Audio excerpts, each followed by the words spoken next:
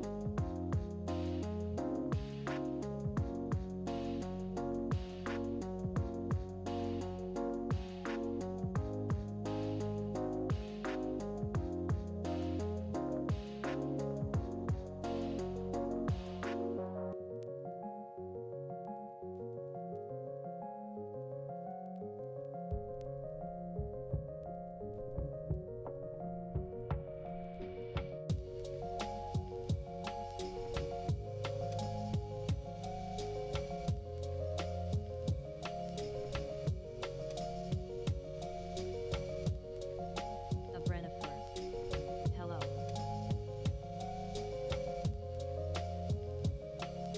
Light_candle. Ahoy. Jay-Z Fetter. Hello.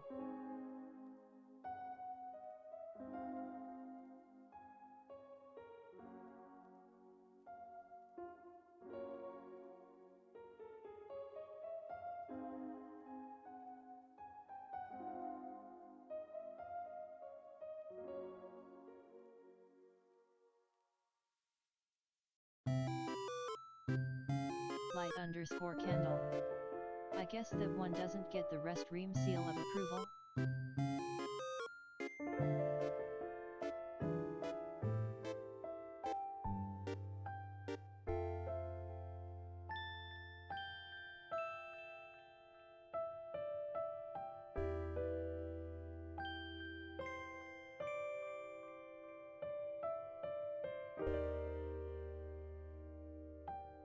Jay-Z Fetter. One too many ahoys.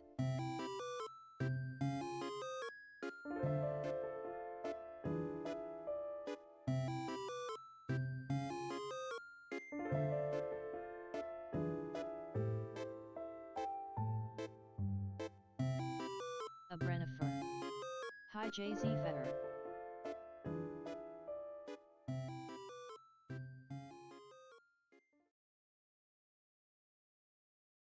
Jay-Z Fetter. Hey a Brennifer.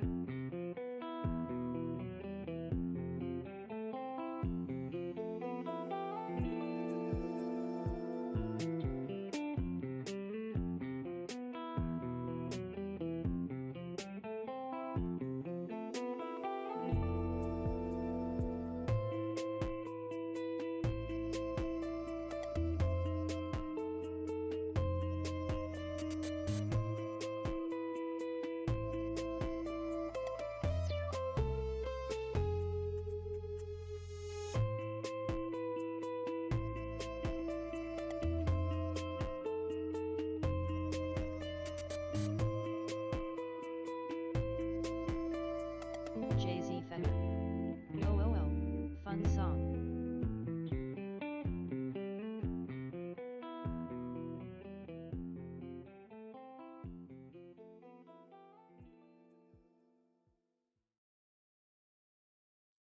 Hello, hello. Jay, oh, excuse me. Goodness, my voice. Jay, I wonder if you recognized that last song. It was from a game that I know you've been playing a little bit recently. That is Rook's theme from Eichenfell. It's just so cool. So many little things going on there. Let me get some Tunic music to put in the background as we get going here. I really need to just set up my own playlist of like chill songs. Jay-Z Fetter. I can fell. I can fell indeed. But this will be our background song as we start. I'm doing my first little art stream with my new drawing tablet that I have here hooked up. I think it's going to be a lot of fun, and so I was thinking about like what I wanted to start with as far as 2D art streams go. I thought it would be really appropriate to start by taking some of the things that I've designed in 3D and turning them back into 2D images. From 2 dimensions they came, and to 2 dimensions they shall return. It's just gonna be, I don't know, a nice opportunity to trace some things, to identify maybe some of the places where it was really tough to do things in 3D, Jay-Z Fetter. but will be easier to do That's a cool here. design. Yeah, so we've got Haunt Home and Weavelite, both from Cassette Beasts here. We've got the Ancient Scepter and the alternative canon, both from Risk of Rain Returns. And then we've got this Decaying Master Sword. So these are some of the things that I've designed in design streams in the past, from 2D images, and now we're taking all of these things and making them 2D again. I guess the Master Sword wasn't originally 2-dimensional. Well, I guess if you go further back, the Master Sword was originally 2-dimensional, but this image of the Master Sword was originally 3D. So let's get into it. I'm gonna create a new layer on top of our Haunt Home here. I'm gonna take the Haunt Home and make it a little bit transparent, so we just kind of have a thing to work with. I think this pen is gonna be fine. I have the stabilization turned way up right now, just because I've liked that for line work, but maybe I'll turn it down. It is weird working with something like this. Like right now I'm doing kind of circles, and you can see it's taken a while to respond to that because of the stabilization, but it makes lines really easy. So let's mess around with this. I think my prediction is it's going to be a lot easier to get some like details in here than it might be otherwise.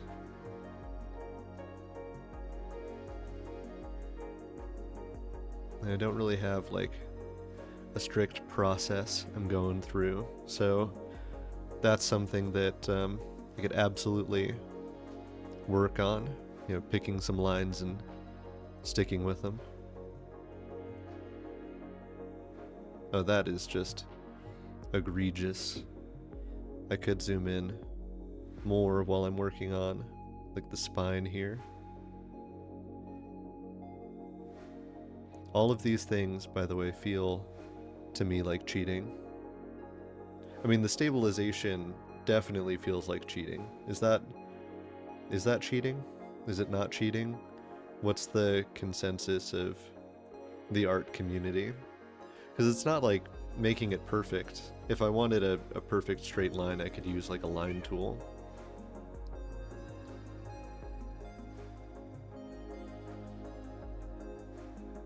But it still feels, I don't know, like it's doing a lot of the work for me.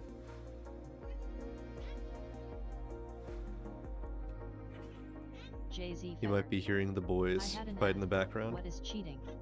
Having the stabilization way up. My question was like, is there a consensus in art circles?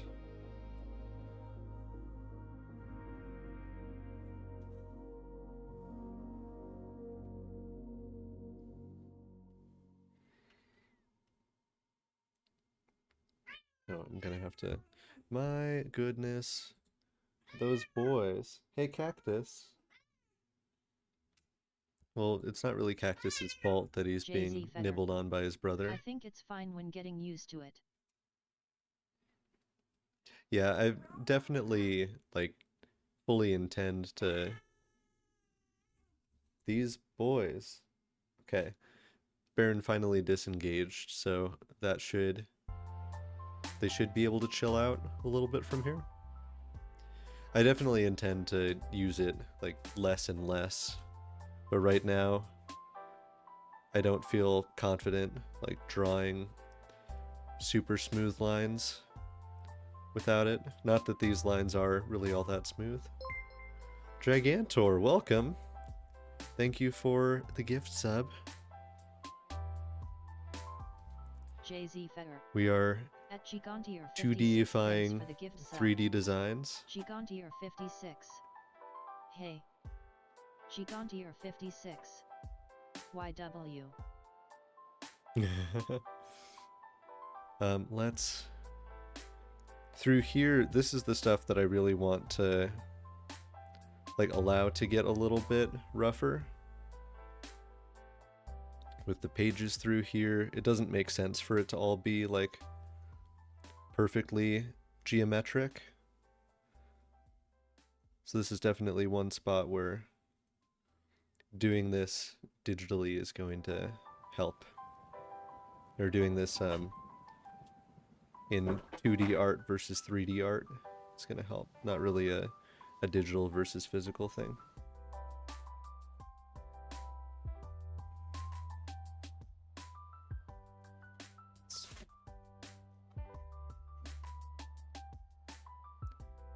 Hey boys, is this strictly necessary that we do this here?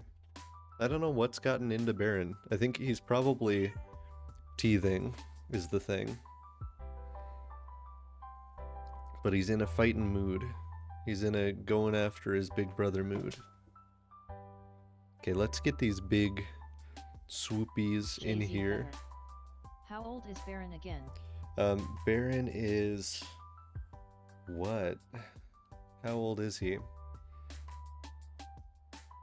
I found him in my car in October, and he was maybe like a month or two at that point. I was rummaging around in the freezer during the art circle conversation, but not cheating. Okay, thank you.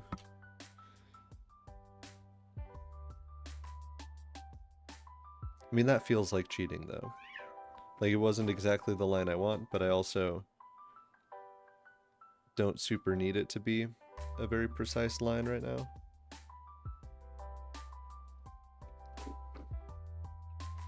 We'll pencil this in for now. I am going to add those rough bits later.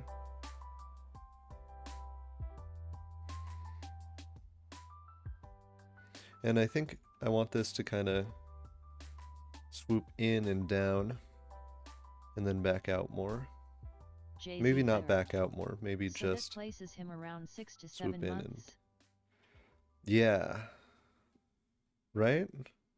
I think if he was like A 2 months old in October... His eyes were still blue-gray when you rescued Baron. So very Yeah. baby. Yeah, and now he's a rat. Doesn't make him any less of a baby, but he's very much a rat. This is going to be an interesting one because of how it swoops down in the front, and then in the back it doesn't quite, well, it overlaps.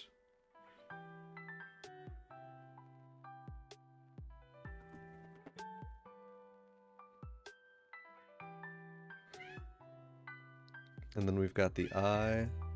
Hey, rat boy. Making little rat sounds. Being a little menace.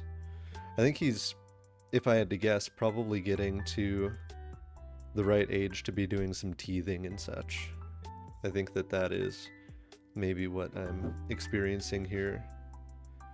I'm just glad that he has a big brother to tooth about, because when Cactus was into teething, um, especially with his fascination with Knuckles, it was rough.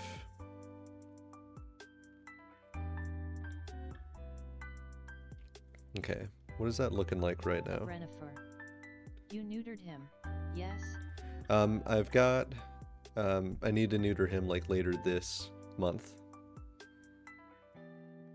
It's like the end of February that we will deball the boy.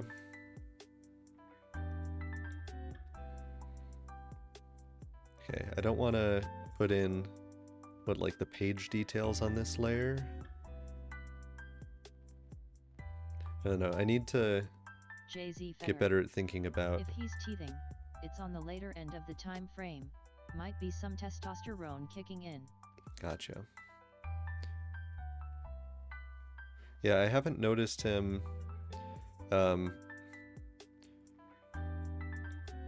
like losing any teeth or anything like that.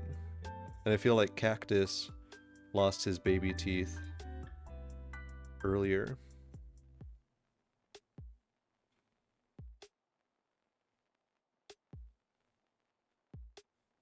JZ Fetter. They tend to swallow them usually. Maybe so. I think he's had his like fangs the whole time though. Okay, I'm hoping this reads more as crumpled paper and less as brain. Maybe I need some more chunky bits here around the sides and through the middle.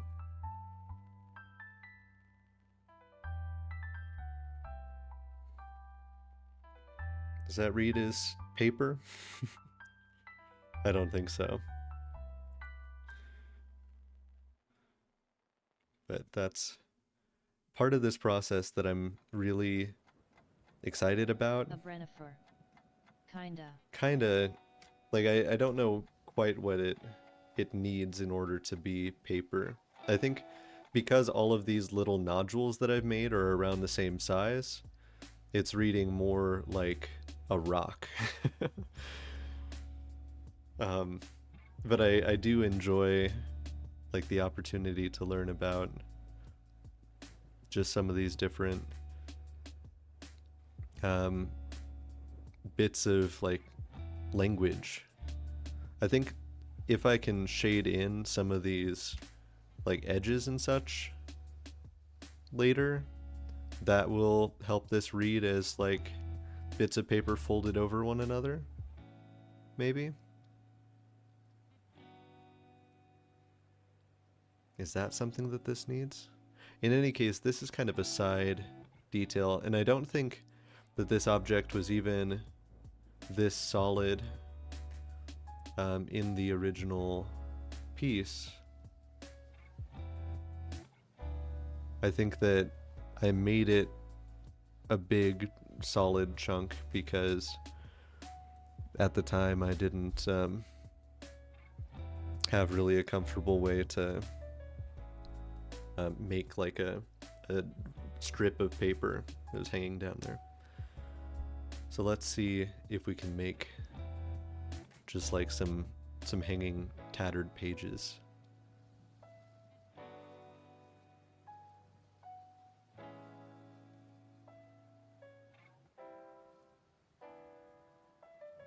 Let's add some kind of crinkles through here.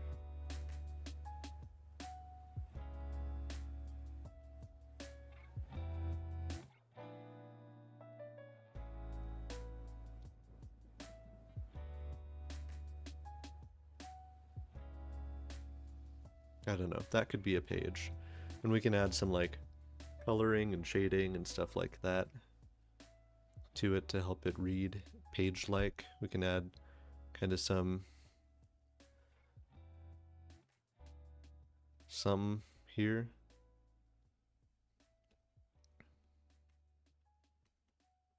Maybe I want that edge to be less definite, less confident. I want it to be like it was torn out.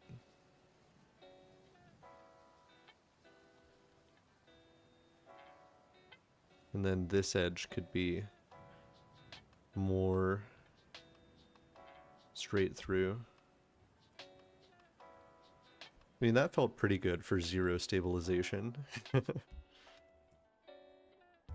And I have noticed that just in like my general art on paper, I tend to do a lot of these, like a lot of little lines to get my point across.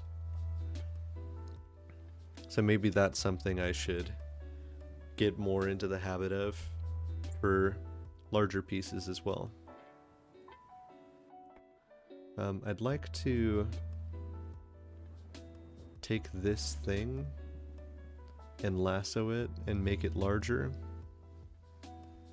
Can I do that?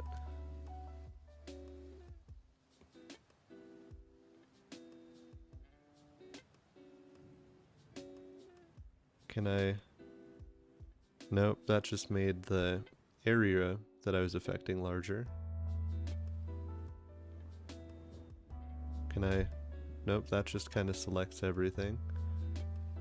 I don't want to select everything. How do I undo that? Okay. How do I...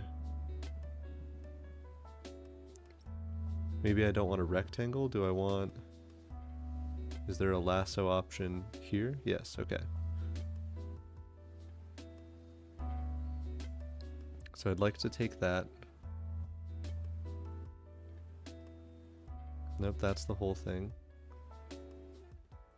Okay, I can take this, I can move it. Can I scale this up and down? JZ Fetter. One thing I learned early on with digital art is I had good success doing fast, quick swooping motions for lines. That may be personal preference though. Yeah, I think move tone pattern, move grid. So that's just giving me movement options. Do you know, is there a good way to just scale up this selection?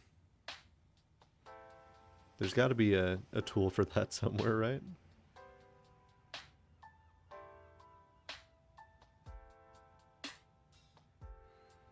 That's not just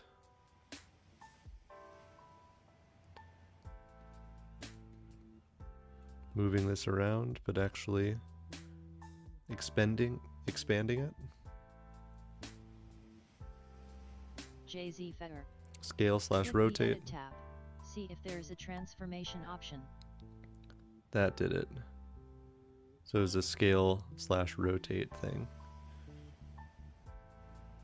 Okay, so I can have that there. JZ Fetter. Or that haha. Okay, I'd like to deselect that now. Yeah, let's apply that transformation. Where's my deselection? There we go. Okay. I'm learning the tools as I go, but it's been working out okay for me so far. Let's make another like tiny little corner strip of paper underneath that. One like tricky thing here is that I'm doing this without looking at the Hantome model at all. I'm just using my 3D model of that thing.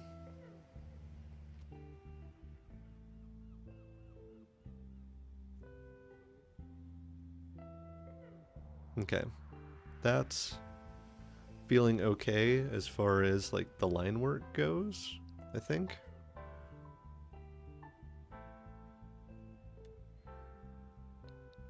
So let's add a layer. I'm gonna add this layer below that, and this is gonna be my color layer. I've heard that the fill tool for this is actually really good. Let me take this, and I'm actually gonna move this layer over.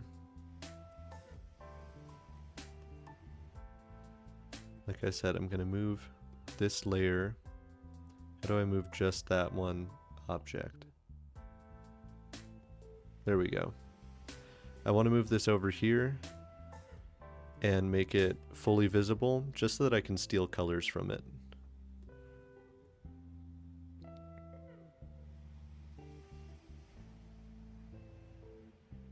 So let's select that color, come back over to, this is my color layer, and fill everything. Fill all of it with this green. What happened there? Is this isn't open? Is it because it's, yeah, it's because it's not on the same layer there. Interesting. So it would seem that I need to color directly on this sketch layer for it to listen to me.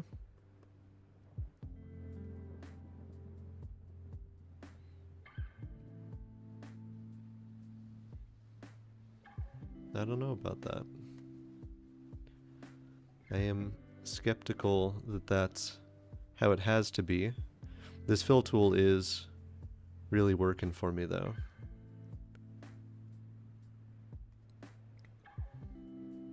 And honestly, this process of 3D modeling a thing and then filling it out from there might not be a bad idea in the long run. Like, that might be something I could do for general design purposes,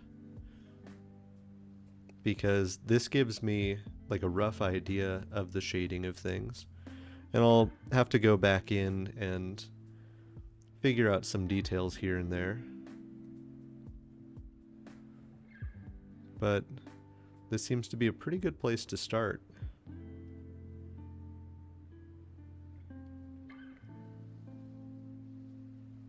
I don't know, is 3D modeling an entire thing and then sketching it out from there cheating?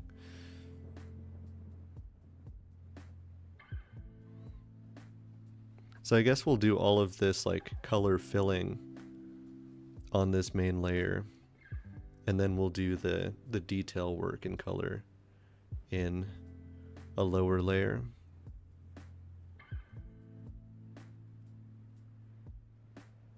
The rasterization there is, or not rasterization. No cheating in creativity. I know. I mean, some cheating in creativity, right? Like AI. Very that. I think there's some cheating. I guess when I say, you know, is this cheating or is this not cheating? Kind of more what I'm getting at emotionally is the question of whether it's a habit that I should try to adapt out of faster or lean on while I focus on other things. Does that make sense? Like, should I pay attention at this point to that kind of habit, or should I maybe focus on something else for now? Like not needing stabilization as often. That was too much. And then work my way to addressing this.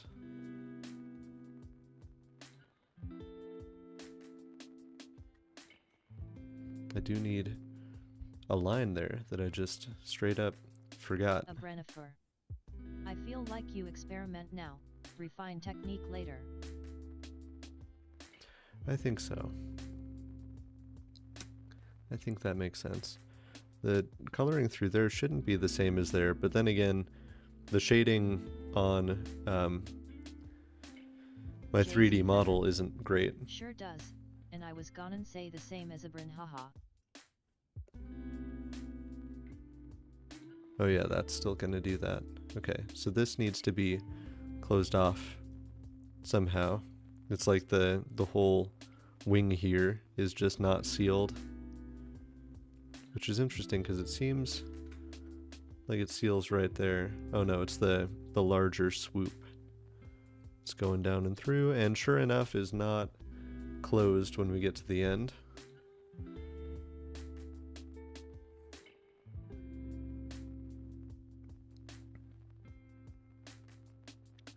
But I don't actually want those to be the same color, so let's put that there. Now let's fill in that next little bit.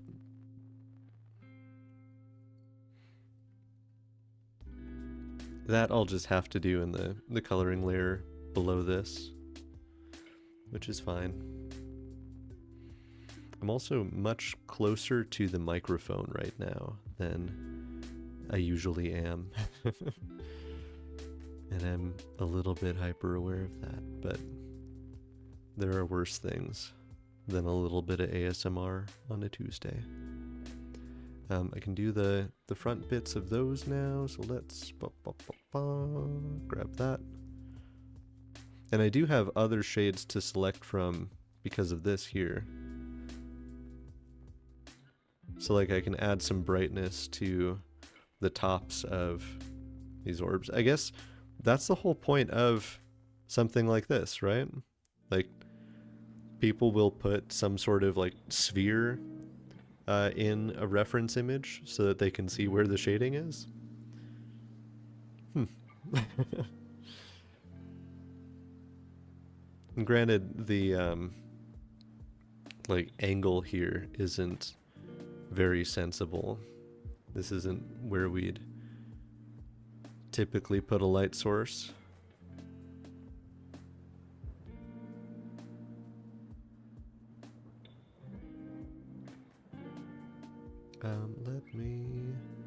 I'm just going to use this again for these edge pieces.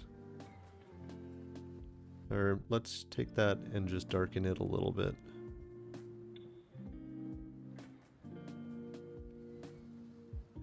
We have the whole like edges of the book here. And one thing I'd like to learn how to do better is palette management as well. JZ Fetter. Clip Studio has a built-in mannequin system that is 3D for that very purpose. This it's I've very heard. handy for learning anatomy and shading. Yeah, and this is Clip Studio. I'm using it for the first time right now. But it works pretty similarly to the cheaper things that I was using before. The free things. So I'm gonna just use this here. Okay, that shape cooperated. I am definitely going to like do some shading on these. Good, that's everything. I should maybe set this tool to be like my secondary so that I can just switch into it, holding down my little right click button and moving around. It seems like my marker there is the secondary right now.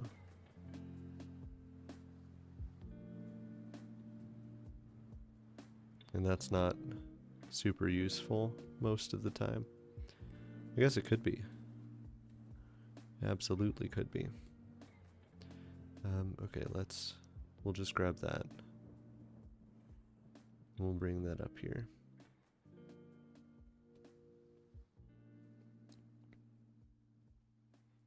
And then this paper needs something done to it. And that'll require a lot of shading to make this paper do a real thing. One thing that I've enjoyed so far with this whole process of art has been just kind of like finding a piece that I like and trying to emulate it, and then trying to take that same concept and use it somewhere else. And that, I'd say, isn't cheating. So, like, I'm definitely not consistent within myself on, like, what I consider cheating and what I don't.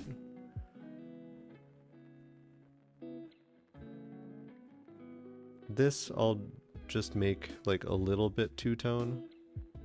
I'll take that a little bit darker. Yeah. The shading doesn't have to be super elaborate here, I don't think, to, like, be somewhat convincing. Okay, let's just get rid of that. Let's see what we're looking at overall here. So, like, right now we don't have any of the details on these sides. I like that it lets me gesture like that. We don't have the eye, we don't have the pages. The book itself is very bare and regular. So we definitely have some things to tune. Let me add another layer on top of this, where we'll put like the line details and such. Which maybe I should have done before some of the coloring, but figuring that out is part of the process.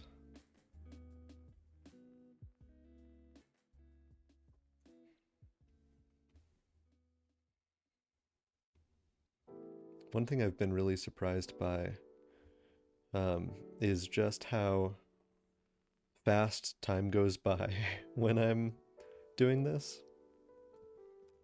It is just so fast that I end up looking up and like I've been messing around truly with something for hours.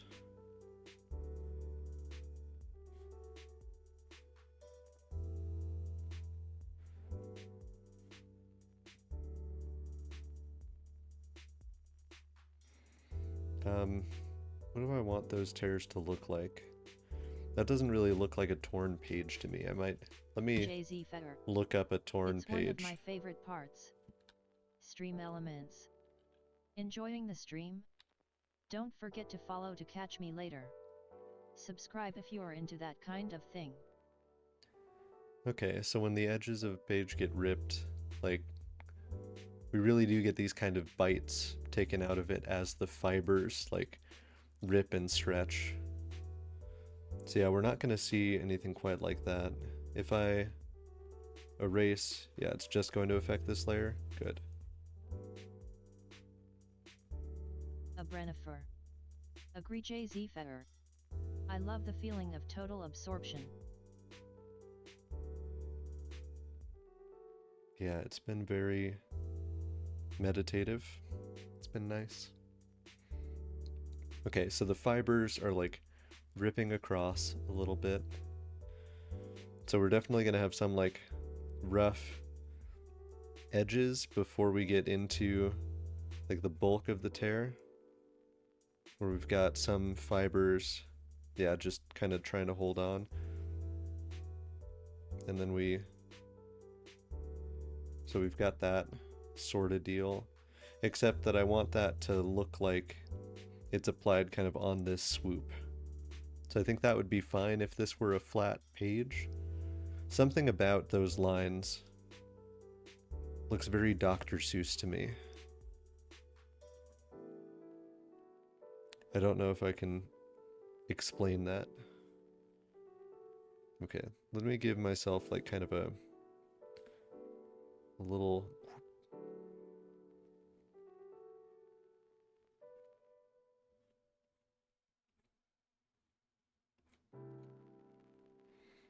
I think it would help if the front of this page was also kind of eaten up.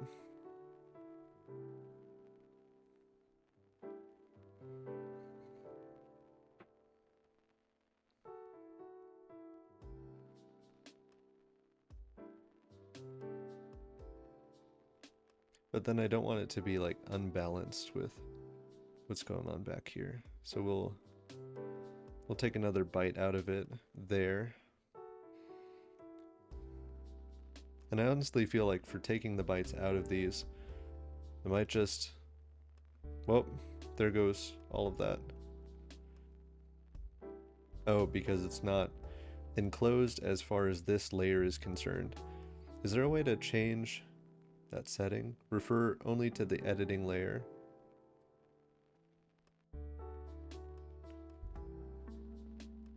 Refer to other layers. There we go. Okay. So yeah, I mean, I can do something like that to take chunks out of here more seamlessly. And then, like, if I make that invisible, we still have that full thing.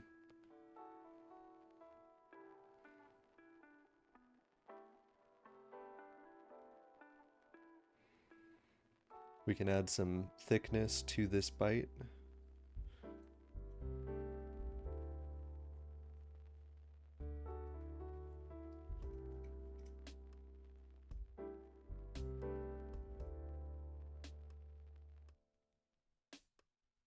That's not quite how that's going to look.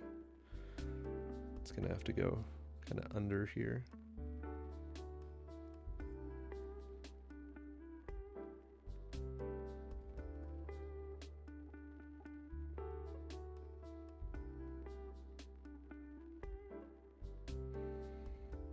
And then I can fill that in with the lighter color. Let's zoom in maybe even a little bit more. I'm not like afraid to zoom in. That's not great. Let me darken this edge up here.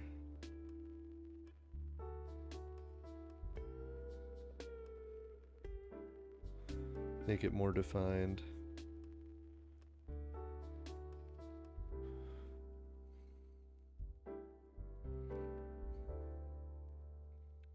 I'm not afraid to use these tools most of the time. That would make my life a little bit easier. I just straight up forget to use them.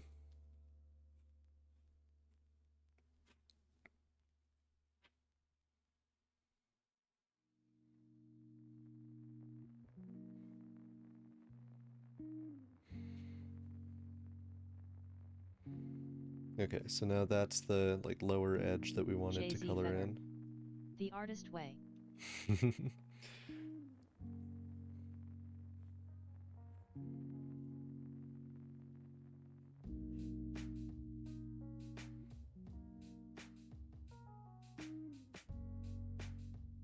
Let's bring that down a little.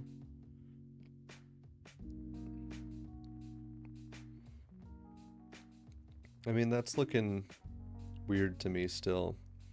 We'll have to see what it looks like when we zoom out.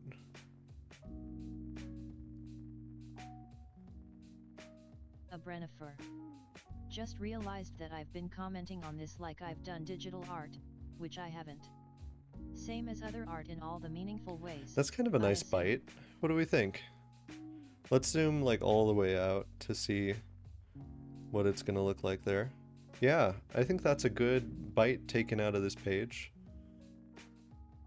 That looks pretty convincing.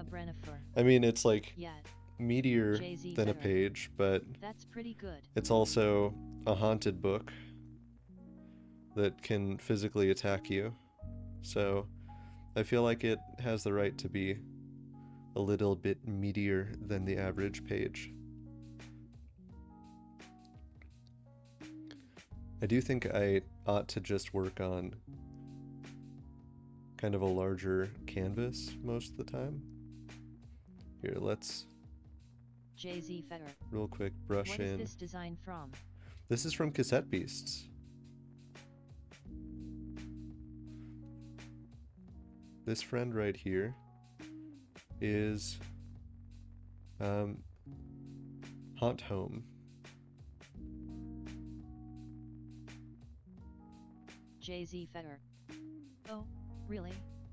Is it in the DLC? It is. Have you not played the DLC yet? because it's quite nice, quite fun. Jay-Z Fetter. Not yet. Ooh, you should.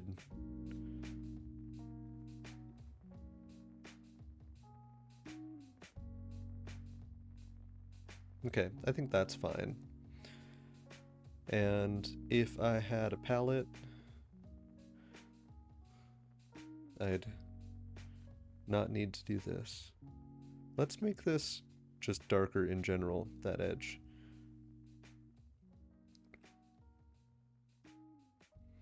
Oh, is that what it's doing? I think the fill tool is intentionally trying to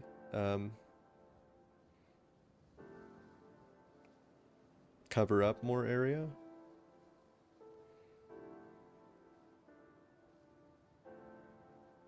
Let's see.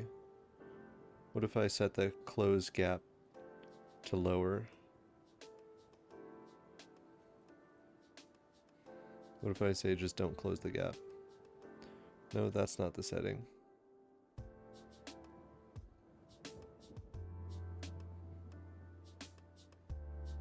Oh, I don't know. It's gonna make my lines thinner, but there are worse things, and it seemed to still be looking pretty okay.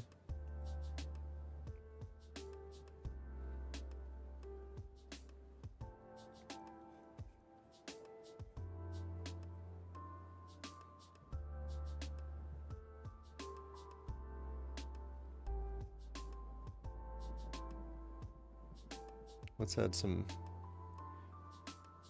details in here from where the tear happened, just to give it some thickness. And let's fill in the edge here.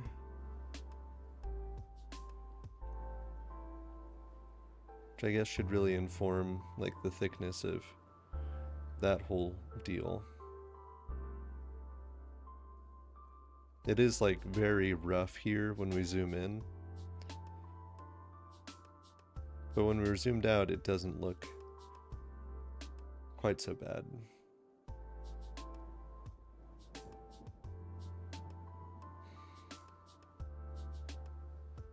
Okay, let's just use this as the eraser since we've got things going on the layer below this.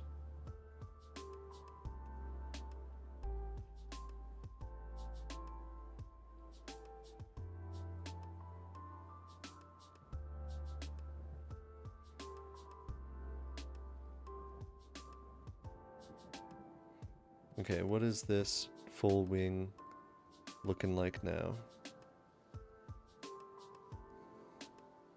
That looks fine.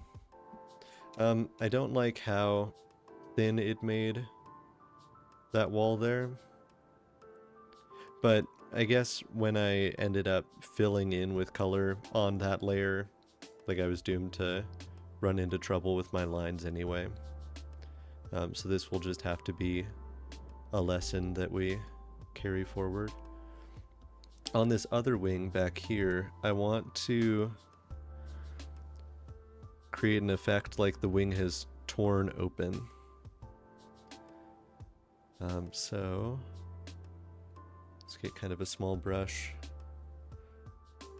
Should start out kind of wide down here, and it should be like cracked kind of that direction. And we are still swooping across.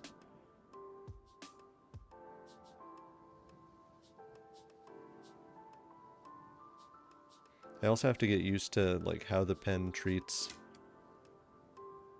the thickness of my lines and the pressure that I'm applying. That doesn't look as rough as I'd like it to. It again had kind of a Dr. Seuss quality to it that I can't I can't quite explain. Okay, my stabilization is 0. Let's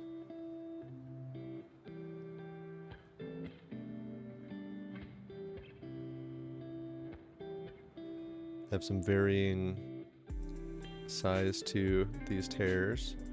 Some be smaller, some be larger. We're kind of continuing up the wing there.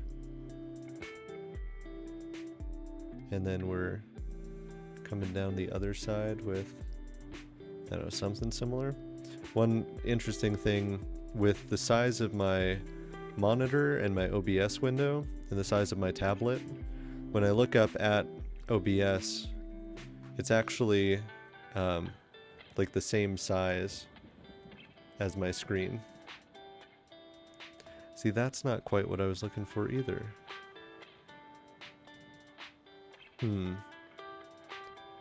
Let's think about this. I could create some kind of like guidelines through here, tell myself what I'm shooting for, and then like follow that across.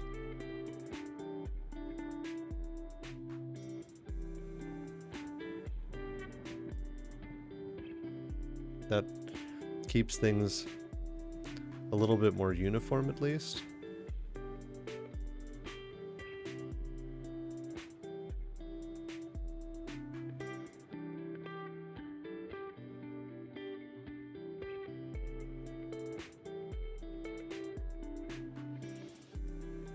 JZ Fetter. When I first started drawing, Smogon was doing a create a Pokemon project that was a ghost/dragon type that used the move Spirit Shackle. Ooh. And I essentially just took Gormagala from MH and made it a Pokemon. Yeah, that is probably the way I'd do that too. Ah, that's no good. Close my lines. Nope. Close my lines with my line color. Yeah, I mean, this is all gonna be like very open. Unless I keep that reference line where it is. I don't know. I like the idea. Oh, you know what I could do? I could put the reference line on another layer so that I can see it, but it doesn't actually influence things. JZ Fetter. I didn't win, but it was still a fun skill building exercise. And let's not have that be like quite as uniform as that. Yeah, one thing I have done a little bit this week is like pull up just Drawfee episodes and watch through those and kind of like mimic their technique a little bit.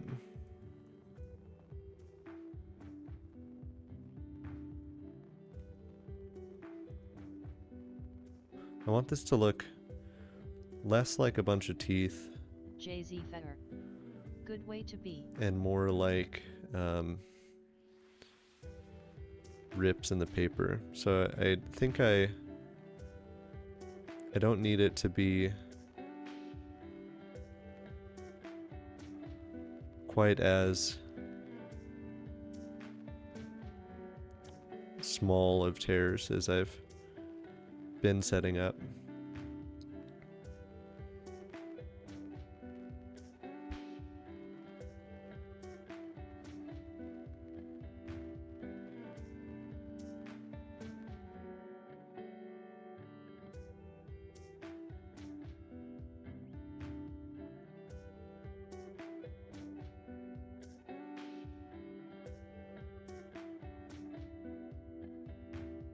As long as it's like kind of sharp occasionally.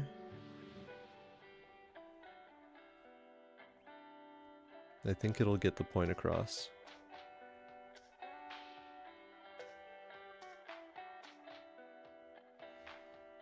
Okay, now I hide that. That looks like an okay tear. Like, I am going through this in a very slow way, but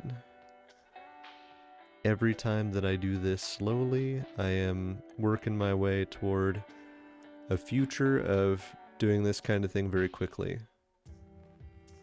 Being able to just look at a thing and say, this is what I want, and then make it happen.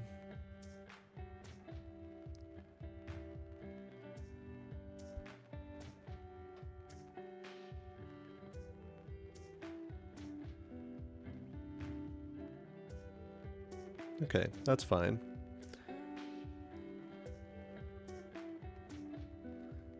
Let's cover over that back section. No.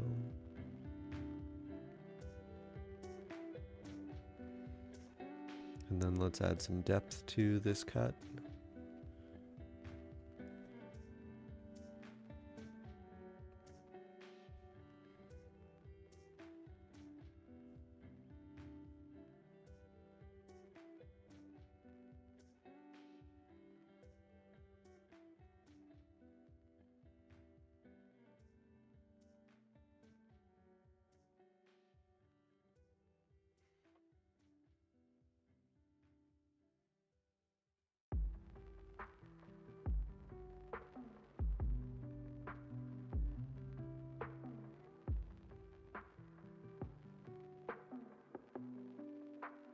Yeah, that's sort of a thing.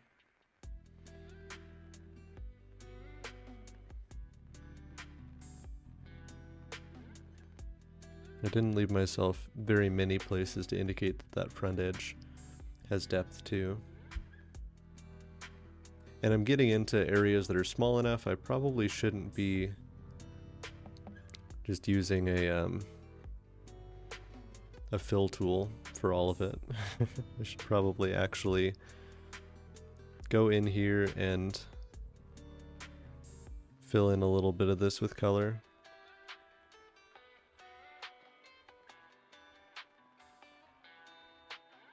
I'm just afraid to fill in too evenly across the corners. Maybe the fill tool is made for this exact sort of thing. I mean, it's not super agreeable.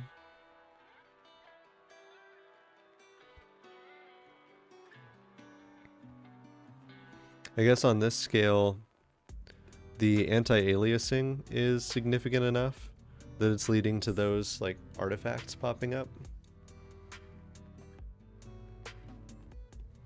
Oh yeah, you can see there every time I select it, it's bleeding out a little bit further.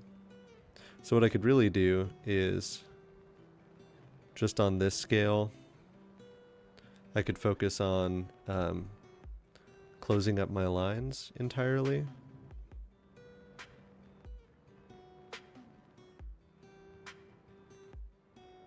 And then if my lines are fully closed, I shouldn't have to worry about artifacts as much.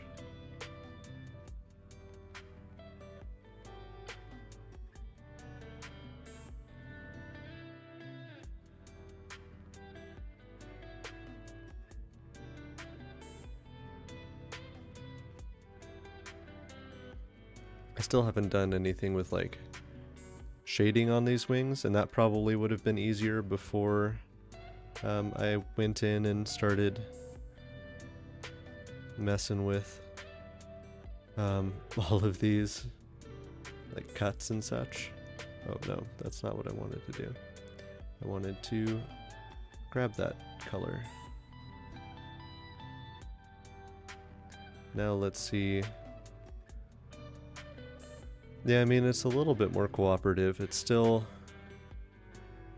almost totally getting rid of my lines. But maybe this is just what book meat looks like. The meat of a book.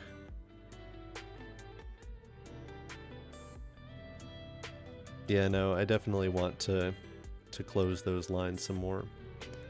Make it more defined. But that's something I can do faster now on top of this. I think I've gone through and made like enough mistakes in my approach of this particular design that I'd probably just start over if I were. I mean, I say if I were doing this. I am doing this.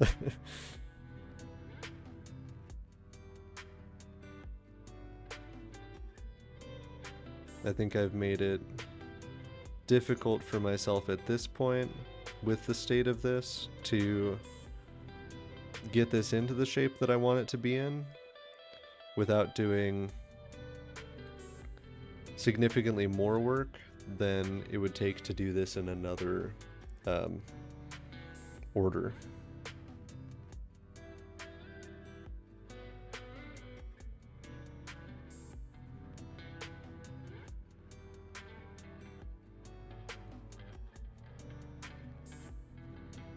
But I'm also learning how to do some of these same things better next time. Had I known better the first time around, I wouldn't have had to learn the lesson.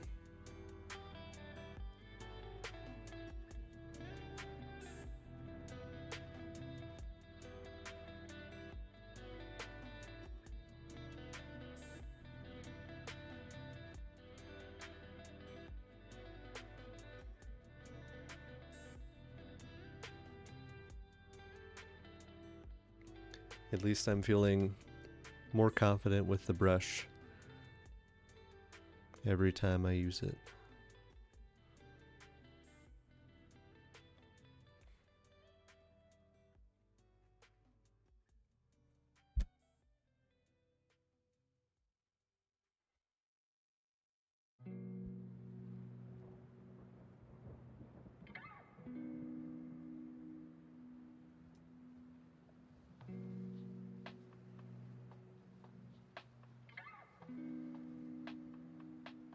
While I'm setting this up, I am really excited for my stream on Thursday.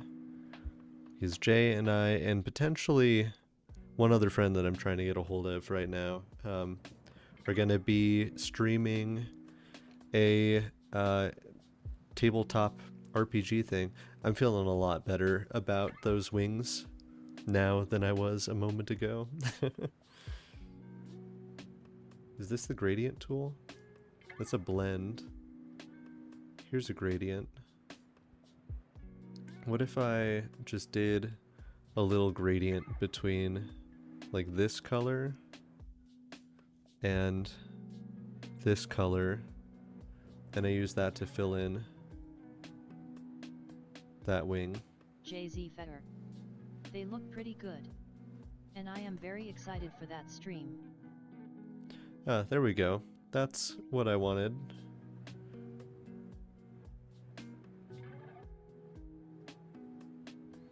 No, so magic thing? Nope. Don't do that. Get rid of what you were selecting. Can I have you select just kind of that right there without selecting this over here? How do I... So I can invert the selected area. Let's try this again. Oh, okay, so I can... Gotcha. Okay, I'm figuring it out. So I can say that, then say, no, I really mean this right here. I think.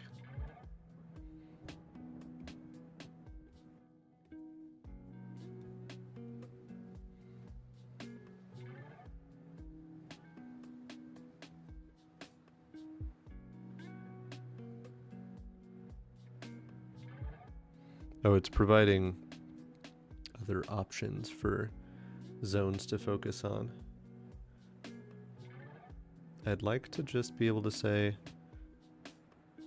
select that one wing right there, and let me mess with it.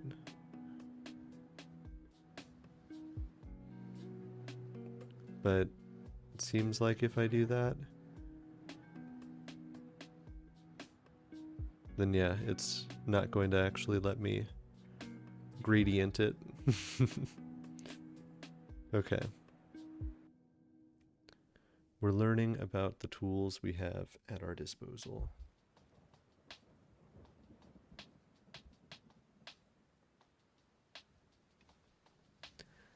Where do I want to go from here?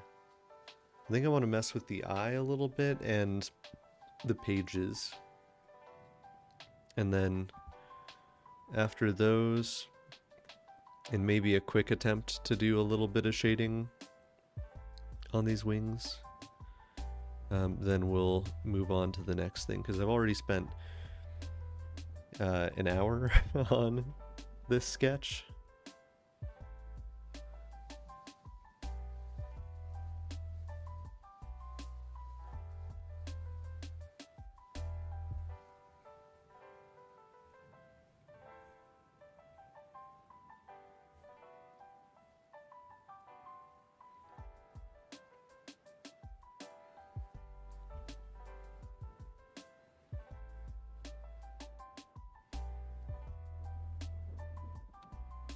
Is that too hairy?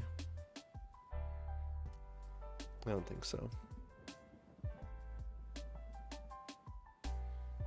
I do think I need a darker color through there, though.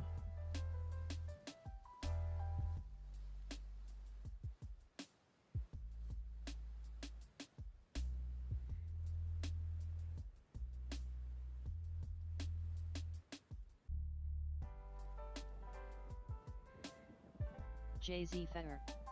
Looks like pages to me. It's all pages to me.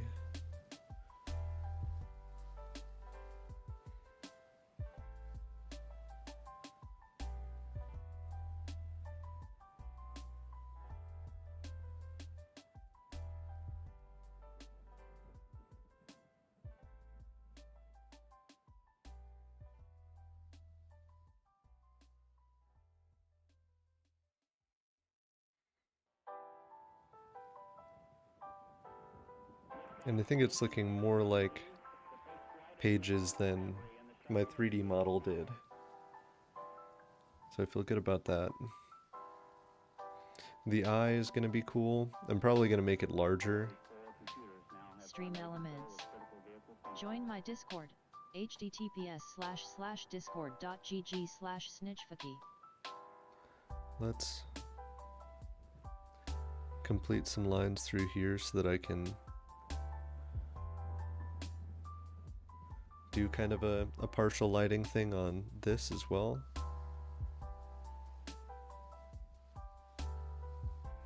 So let's see if I now select this, lighten that up a little bit, fill in that there.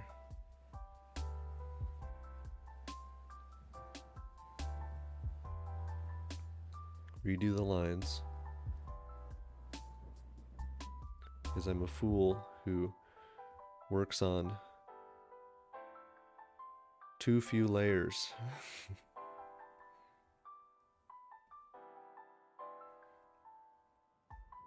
And I guess at any point here I could correct the error that I made early on about how many layers I'm using. That I think is fine on its own. I'll leave that as is. So let's add a layer on top here to actually deal with the eye itself. I want to start with kind of a light droop sort of thing. I'd like it to maybe be more geometric, but what's that like? No. I think it needs something a bit less yellow. Something lighter than that, though. I think that's fine.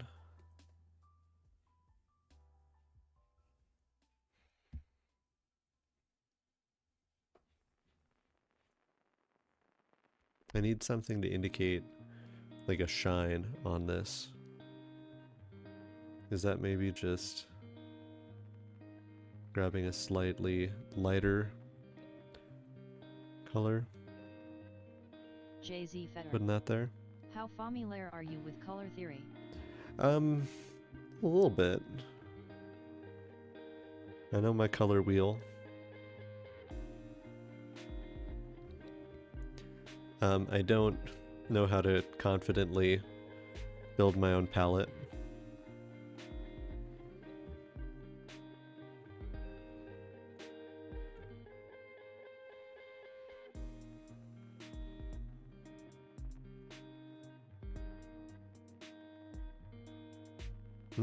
Something like that. Some around the upper bits of that edge. Make this a little shiny.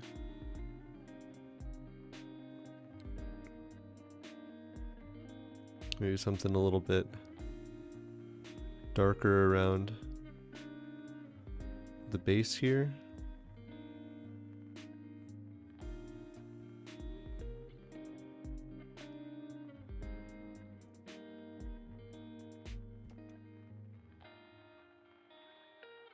It's not the worst. Not the worst thing possible. Let's see.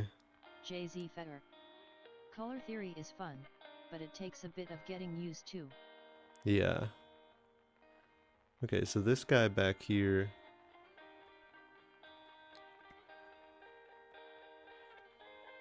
Nope, that's not what I want to do.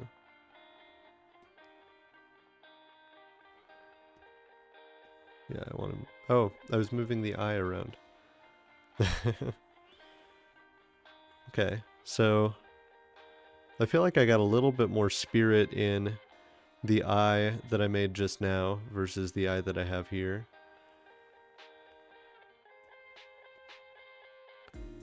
All around, I feel like I've improved in some areas compared to the model that I had made. JZ Fetter. I'd agree. So it's still a little rough. I say that like I'm gonna do anything that makes this less rough.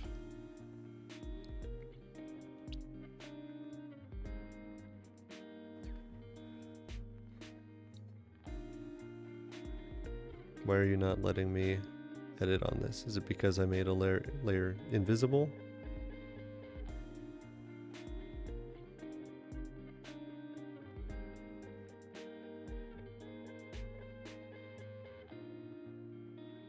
This is a well-loved book, and it should act like it in the creases.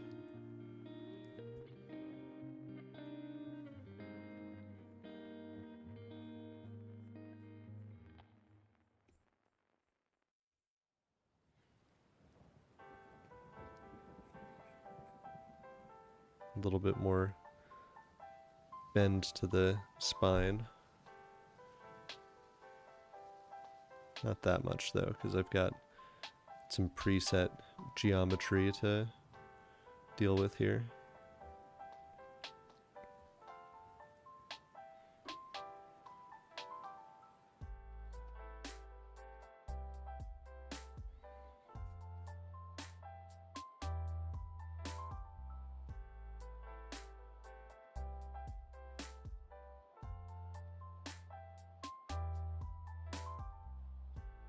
I feel like that gives it a little bit of, I don't know, stylization. Let's give it some scuff marks again on this front edge.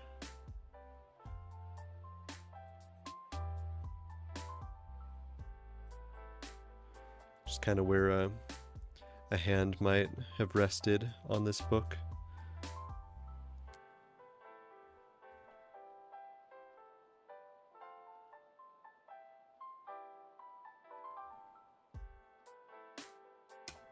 A little bit of tattering near the edges.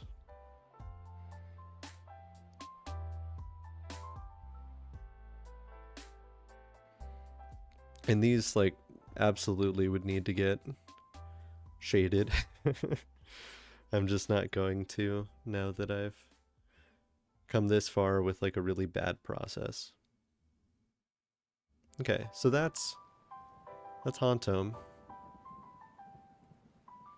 He's a good boy. He's just,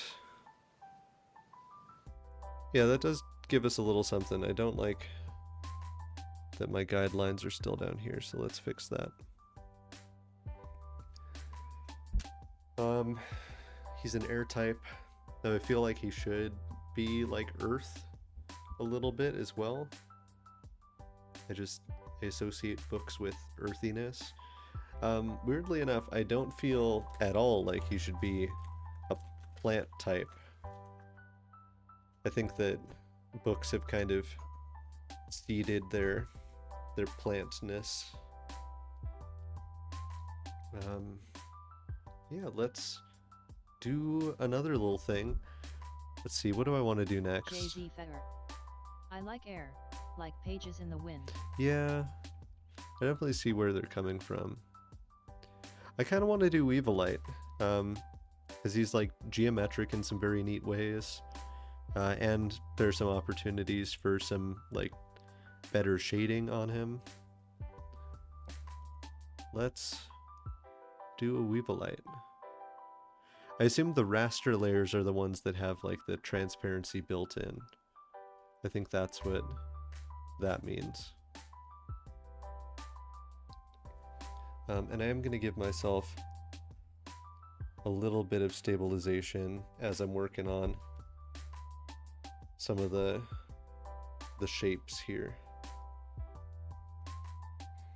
So this layer that I'm doing right now, I'm just going to use for geometry, just for penciling in everything. I'm not going to keep it forever, or I'm not going to do all of my like coloring on it. I refuse.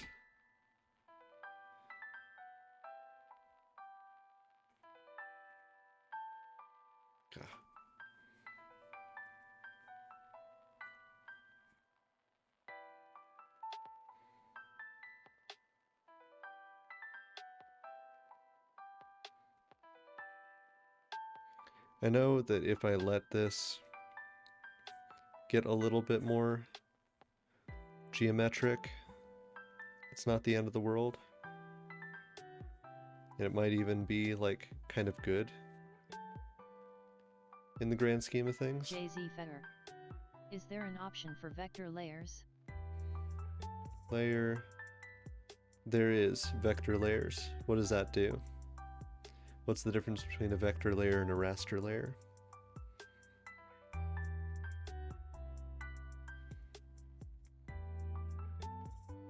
JZ Fetter. Ah. Ominous. Should I be on a vector layer? Do vector layers do something different? Layer 3 expression color, blending mode normal.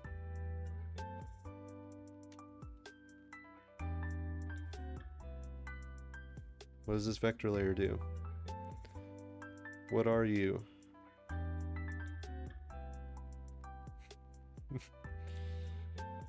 I'll work on this vector layer just in case it ends up being important.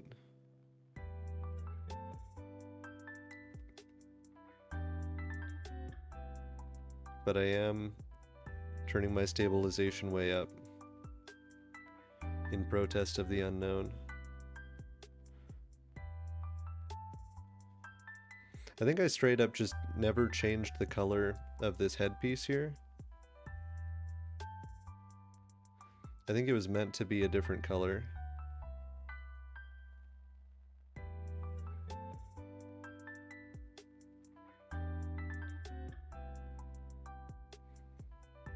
JZ Fetter. Raster might be best TBH. Going into more detail now. Okay. Is it gonna be like, should I stop working on this vector layer?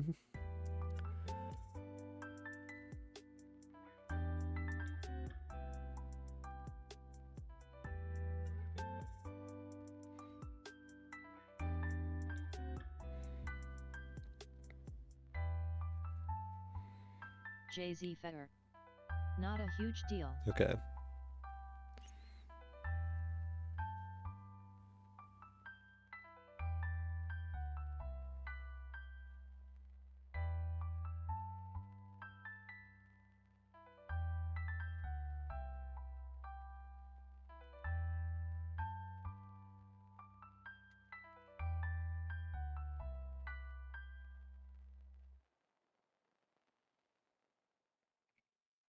I don't like that I angled everything up here to all be in line so strictly. That's not a problem with the 3D model. It is a problem with the angle that I chose to organize this 3D model on. Or to like take this particular SVG.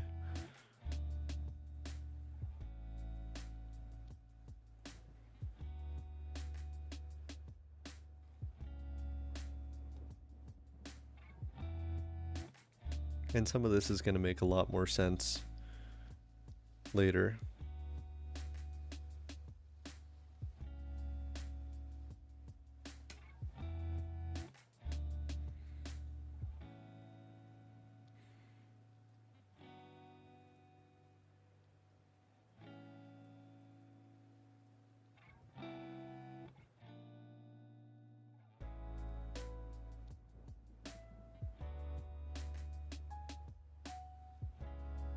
JZ Fetter. Raster is made up of pixels, vector is made up of points.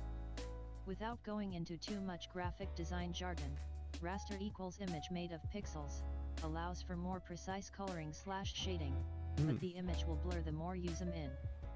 Vector equals image made of points, allows for an image to look the same, regardless of how much you zoom in or increase the image, but makes it a little harder to do precise shading. Okay. I knew about like SVGs as like scalable vector graphics. And I know about graphics in like, or vectors in a math context. So that makes sense. Thank you. And I've heard the term like rasterize before. Oh, what am I doing with this? I kept thinking like, oh, I'll just do the back circle. But really, I should do all of these bits of circle. And the fact that they overlap is fine and good.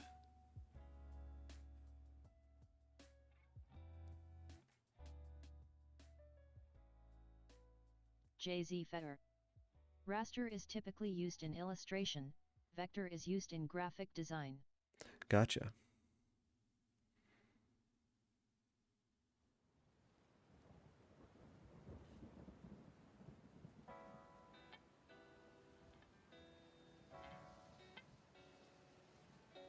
This is one angry traffic friend.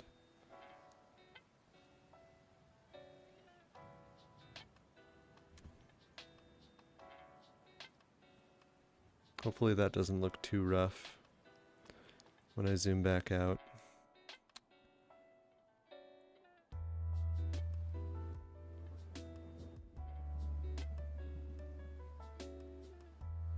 It's definitely looking a little bit rough to me right now. But I'm also trying to trace circles with 3 circles very close to one another.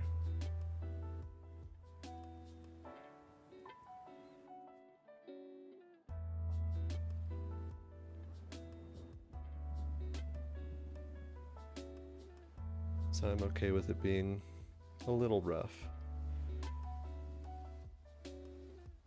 Let's get this gooseneck.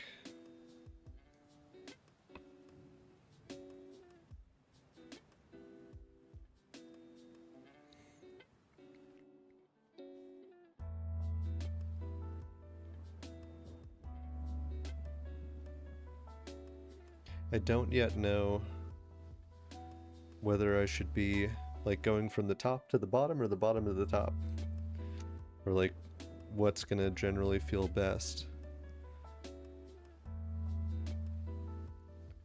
Like genuinely, pretty much all of my art intuition comes from drawing on whiteboards. And there's some crossover,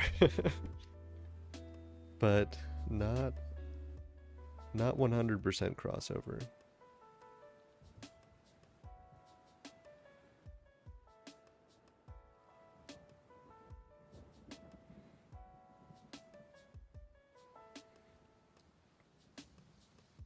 JZ Fetter.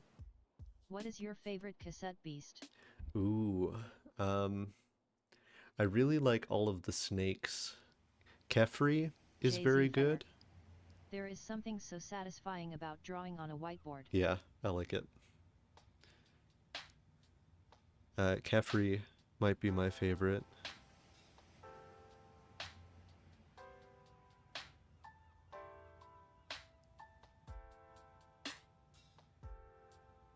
I'd have to go back into the game and see. So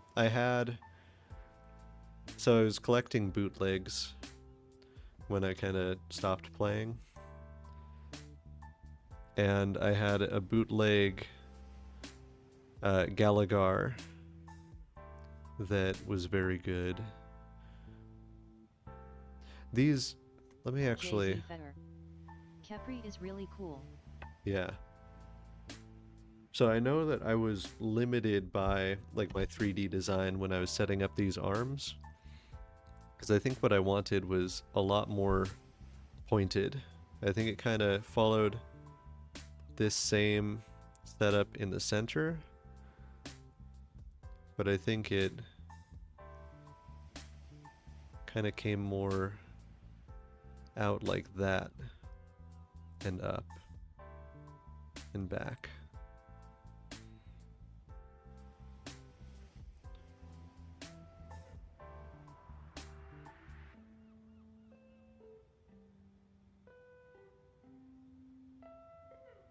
Is that something? JZ Fetter. Is that how that would work? Watching that line be drawn was really satisfying. Thank you.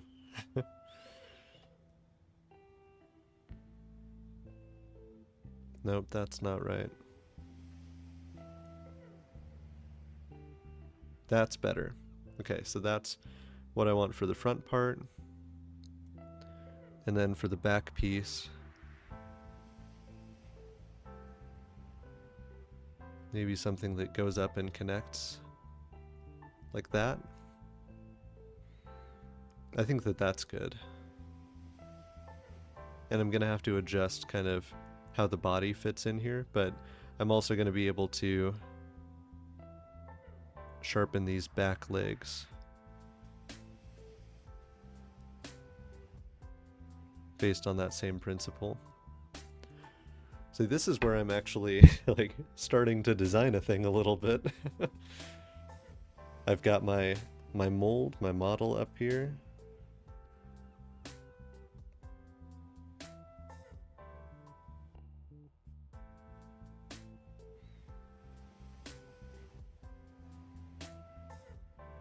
Let's figure out this one.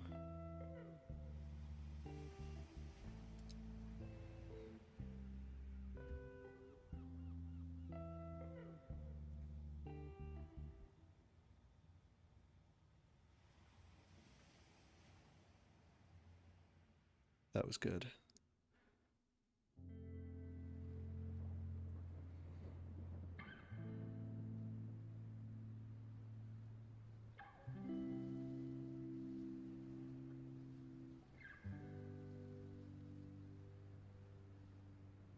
That was good. Okay.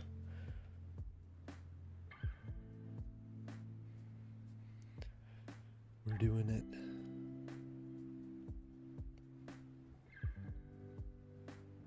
A Brennifer. Nice.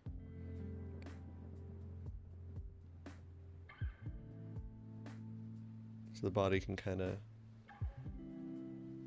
go up like that, or...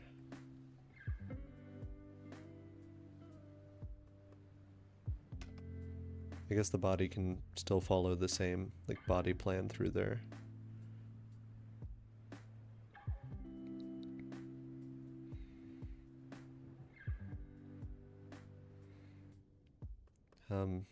Same deal here, kind of a big scoop.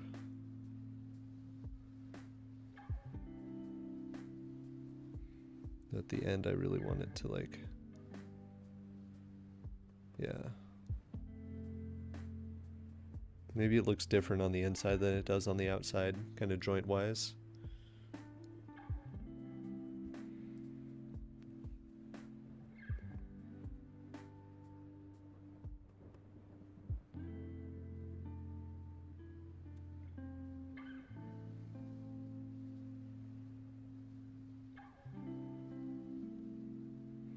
JZ Fetter.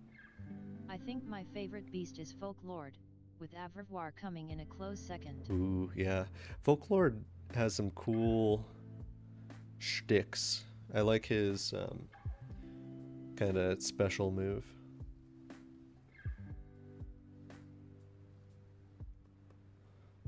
So the body is more like pointed on the traditional dude. Almost like a kind of scorpion body.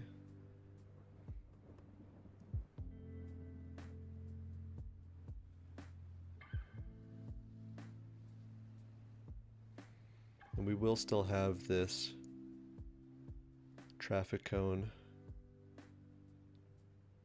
coloration.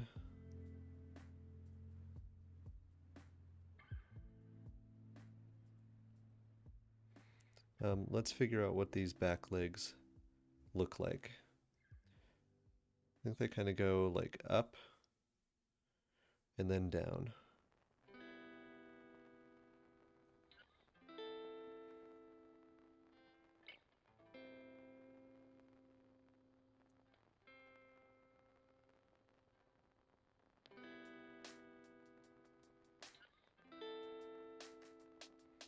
That was a little sloppy. That feels better.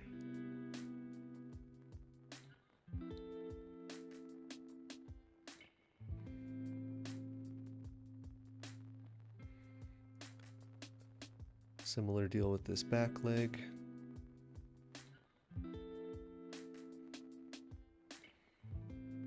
Maybe I need some more like meat on this leg.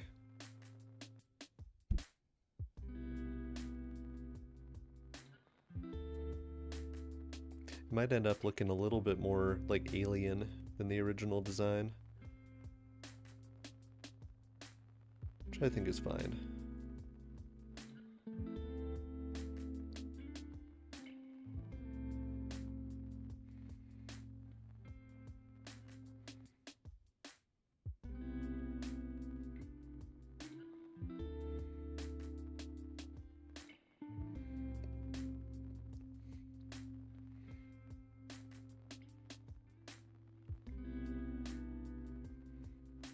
So I do need to extrapolate the rest of the body shape here on account of the decisions I've made.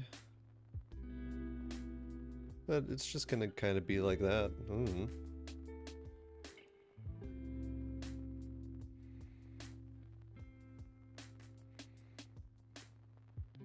How is this guy looking right now? Oh yeah, I think those back legs kind of work.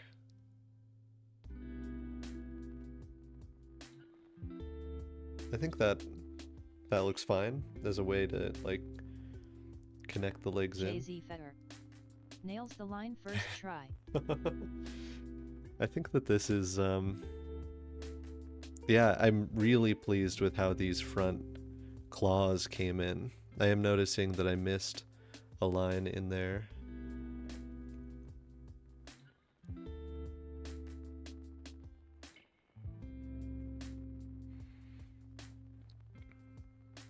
Nope, nope, don't need that. Yeah, look at his little leggies. Look at his little traffic cone head. Very good.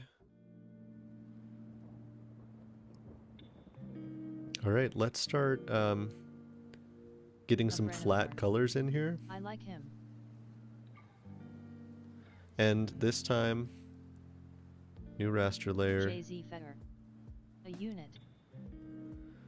This time what we're going to do is put that raster layer behind what we've got on the front layer. Let's take this layer here.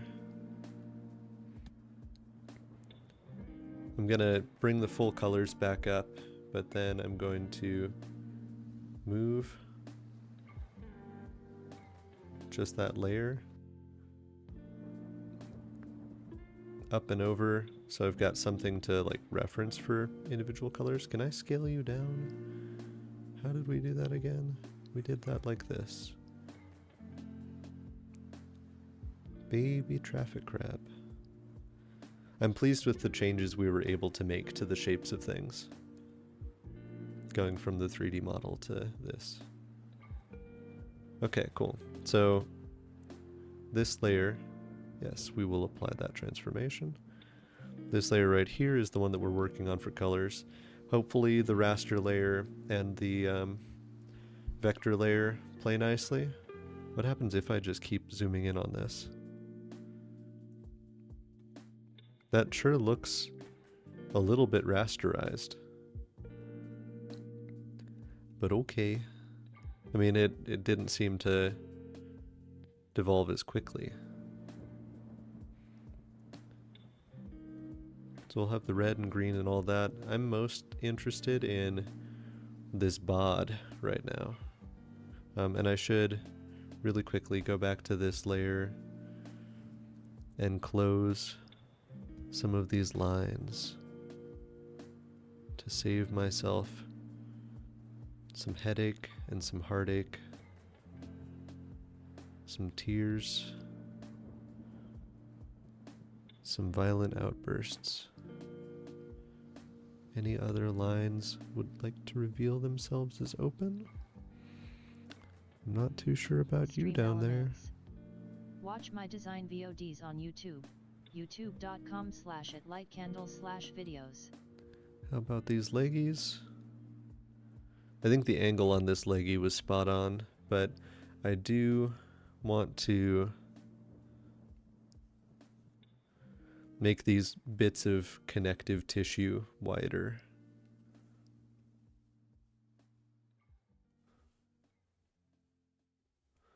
Because right now they're just barely hanging on.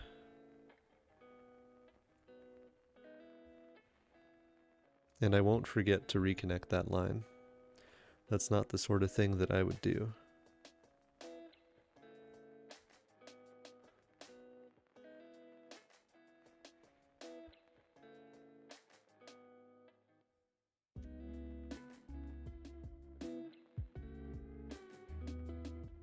Haha. See?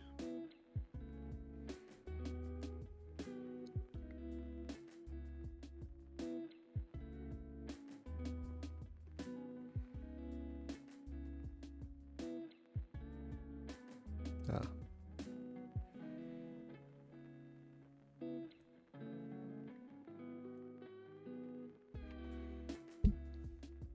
Okay.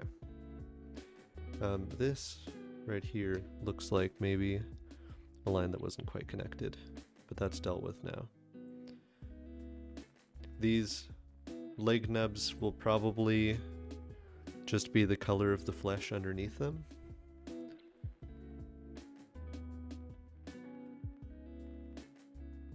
Okay, so let's get some broad colors in here on this underlayer.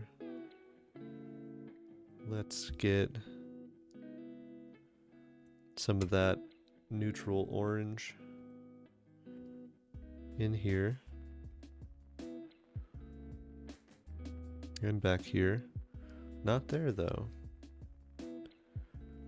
I spotted you. Sneaky little line. For that matter, let's close the line on that one more fully.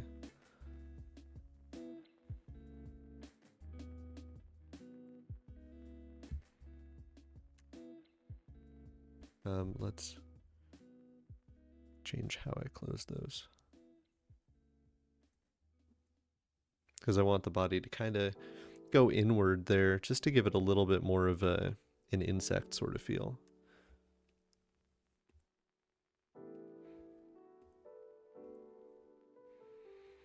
And I don't want that white to just be totally white.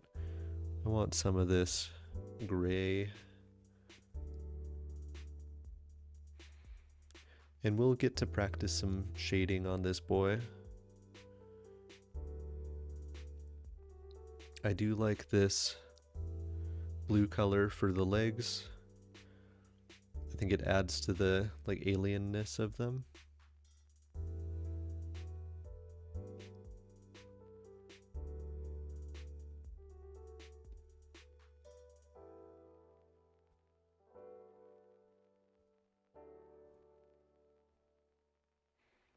I guess one thing I could do really quickly at this point, I know I'm not dealing with shading just yet,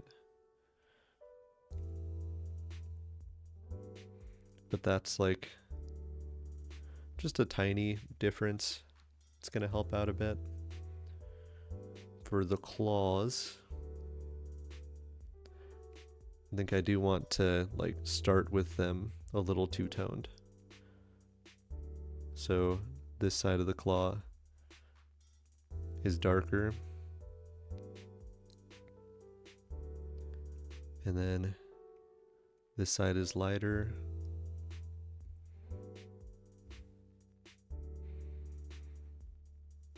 And then I'd like that underside to be somewhere in the middle.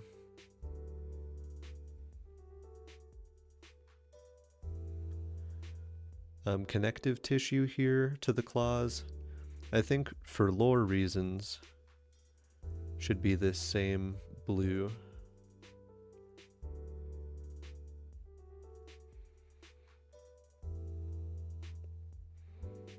And then let's go back to gray for that hoop. Pull that blue up again for that. I think I want the head here to be gray as well. I didn't really, I think, put much thought into this blue before, as evidenced by the fact that it is the default blue of things in Onshape.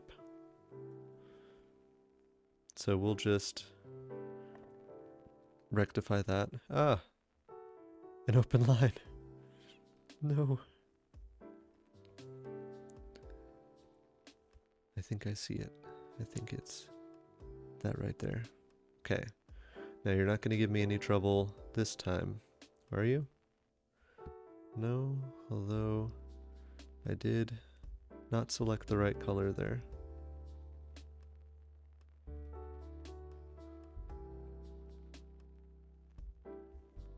JZ Fetter. Your arch nemesis, an open line. That is my arch nemesis. Let's, for the top, actually use that lighter gray. Now, I know you right here would never do anything to cause me problems.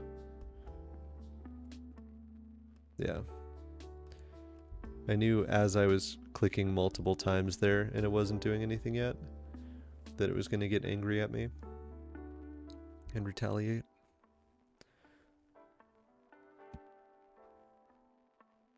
I just expected a little bit more initiative from it. You're still open, huh? This right here, is that it?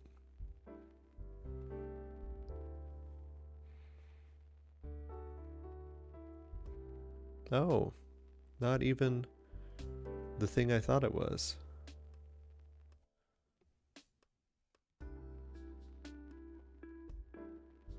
Or not just the thing I thought it was, I should say.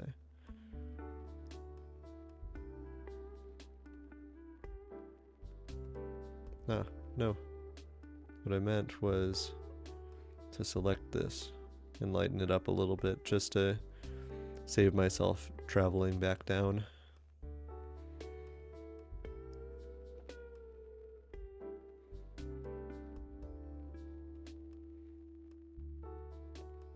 And then let's darken that for that underside there. The eyebrow is typically like completely black. I'm gonna give it a little bit of red. That's going on. This angry red traffic sign.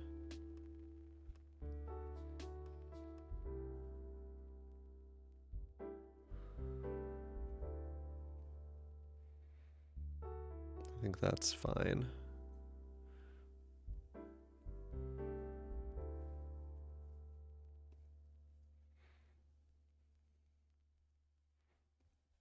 It's kind of cartoonishly bold and green.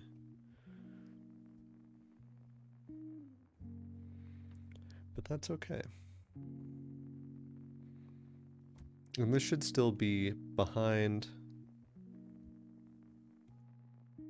Okay, for a second I was worried that I had done everything on my pencil sketch. So this should still be behind those lines, right?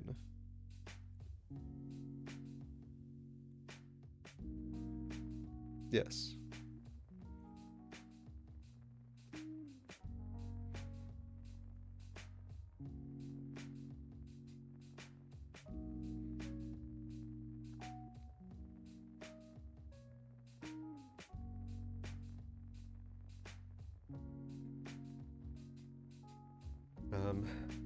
Let's see, I've got this bit of leggy down here that I didn't really fill in. I was kind of debating whether or not it would get filled in. But yeah, I think it's better with that there. Give the legs a little bit more definition. So now I think I'll add another layer, the raster layer, on top of that, but still below the lines. That's kind of cool though, if we get rid of the lines. That's our boy.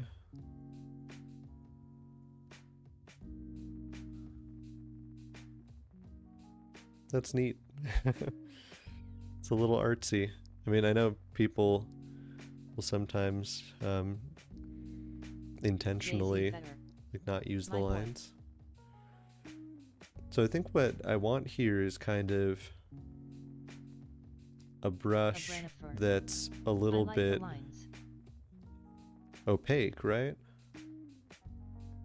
So if I just have like a white brush that's a little bit opaque, I can add in some shading with that on top of all of these different colors.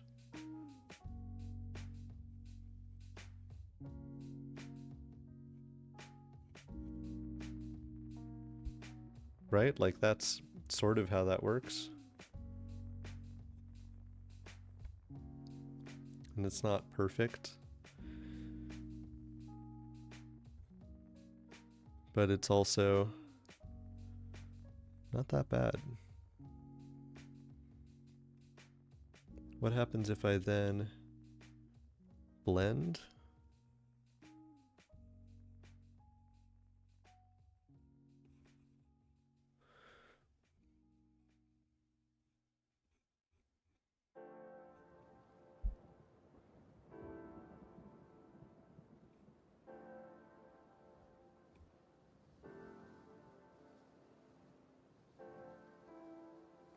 I think I'd need to be more aggressive with the light I'm adding to this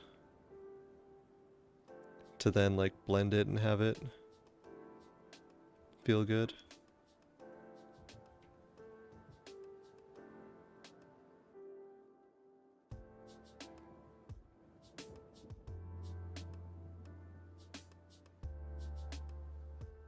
Let me experiment with that a little bit. And let me know if I'm onto something here at all.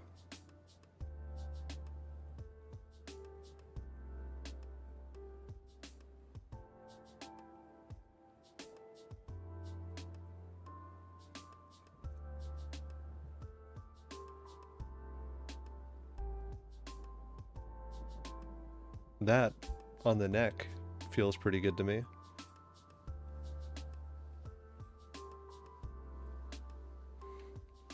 A Brennifer. Ooh, I mean, yes. for just something kind of quick and dirty, that feels really good. Jay-Z That little bit of extra For sure light. onto something.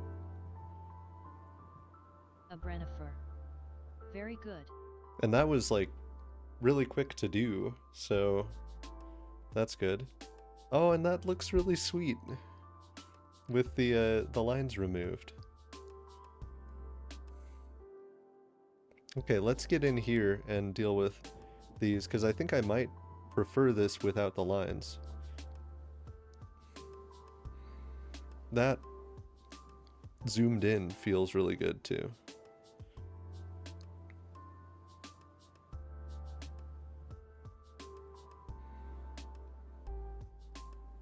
Okay, I want to be on this color layer now.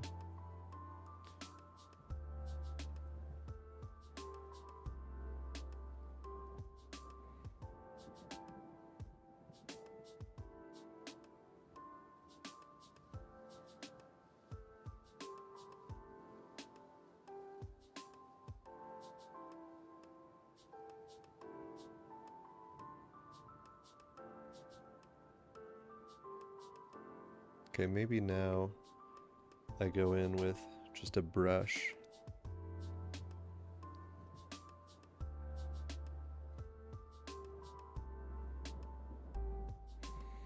It shouldn't make a huge difference if it's like 1 pixel wide, but maybe it does, I don't know.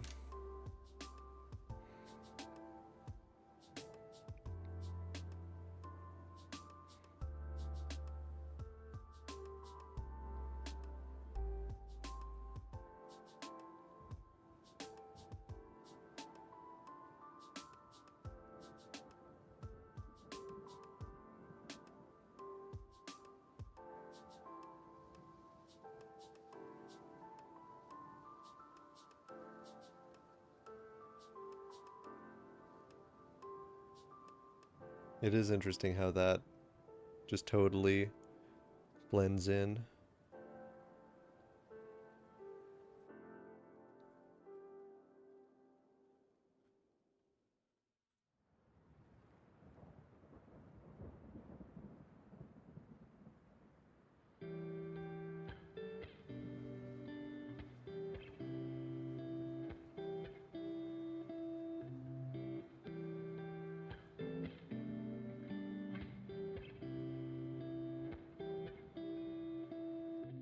How is that overall? That little bit of green down there is standing out. And of course, one bit of this that I'm missing pretty significantly is shadow. I think I can set up shadows pretty much the same way that I set up my highlights.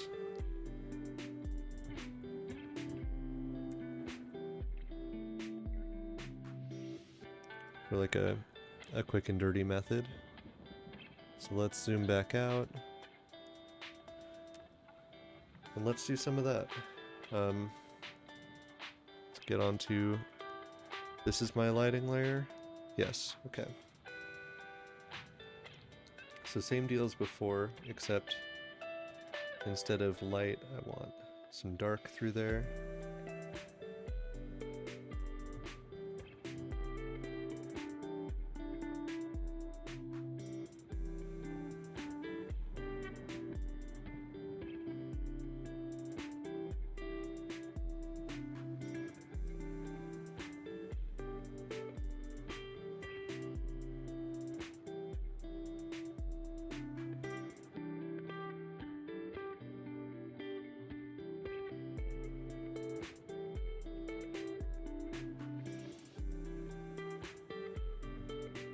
I'm just hoping that this makes sense when I blend it.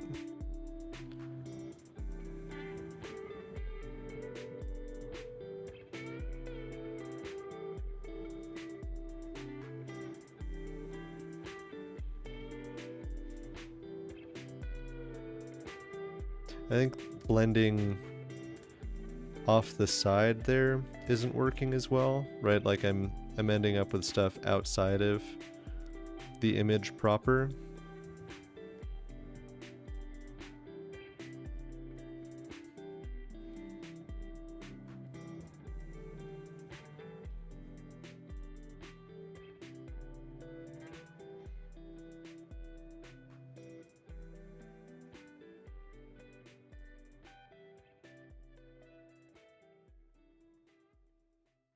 That just kind of looks dirty to me. But I do think around the neck that worked out pretty well. I think up here, like what I did for the shadows was just so rough.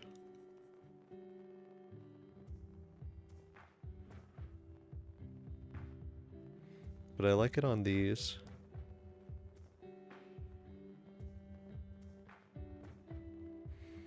Let's get it on these little leg nubs.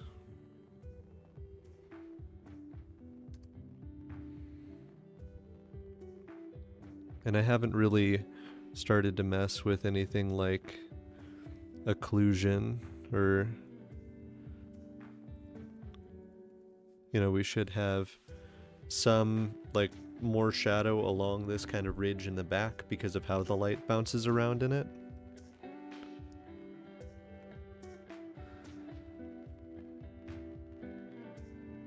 How does this look without the lines now? I think that's pretty. I think that worked out quite nicely. What do we think? Do we like it with the lines or without the lines more?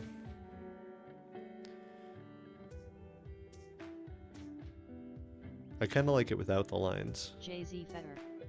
It's very stylistic without the lines and I really like it. Thank you. Yeah, I'm pleased with this. Yeah, so this is our traffic crab. Both? Maybe more without. Yeah, I think I'm preferring it without the lines. And unfortunately we can't do that with the Hantome because of how I built it. Looking back at it now, after like not looking at it for a while, I feel a lot better about that Hantome. But this I am like legitimately proud of. I really like how this turned out. I think that that little lighting effect trick thing, just, it did a lot very quickly. Allowed me to like flat in some colors and then do some stuff with it. Agreed. In fact, I think I could probably do that pretty quickly with the wings through here if I wanted to. But I don't. So do we... I think I'm going to do one more thing here. We've got this giant turret. We have the broken master sword. Or we have the ancient scepter. I think I'm going to do the broken master sword.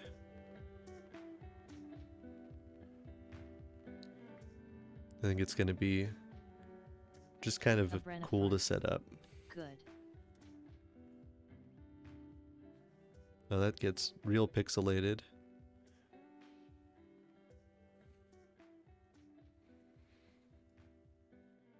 Okay, let's get a brush in here.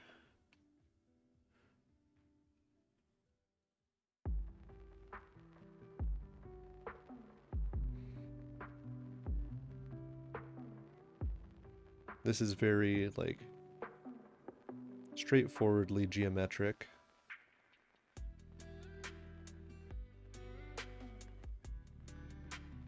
And there's a thing that I can rectify here, which is that really this handle should be like kind of cross-hatched through. And when I first 3D designed this, I didn't know of a good way to do that, so I just didn't.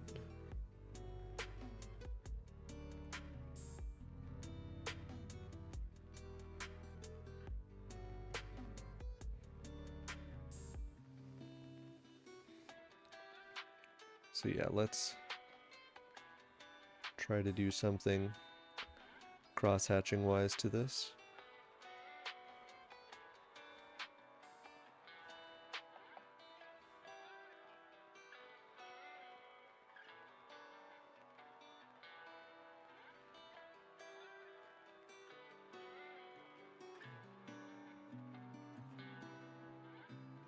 Let's center those, actually.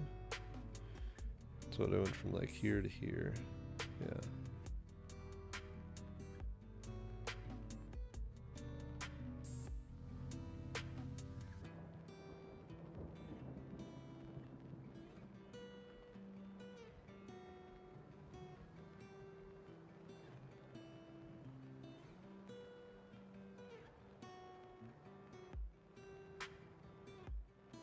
This part is all gonna be like very neat.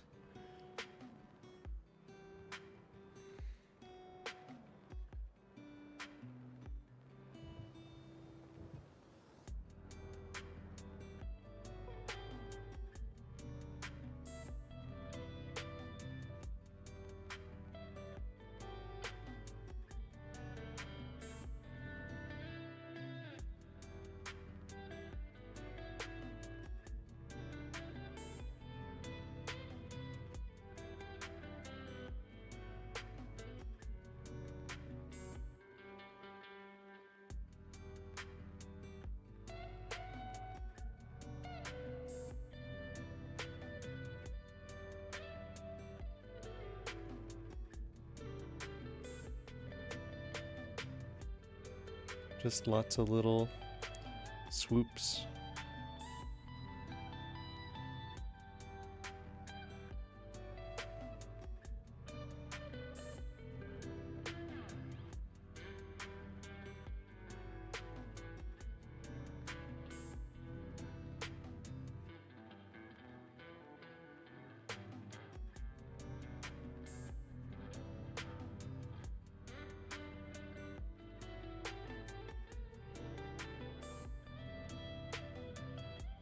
Can barely see some of the swoops through there.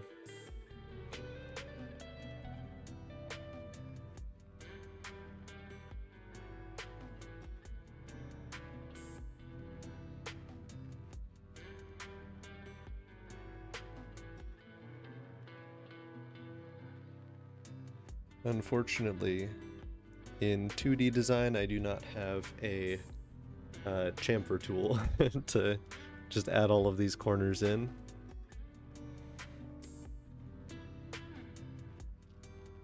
"2D design," I say. This is drawing. I'm drawing currently.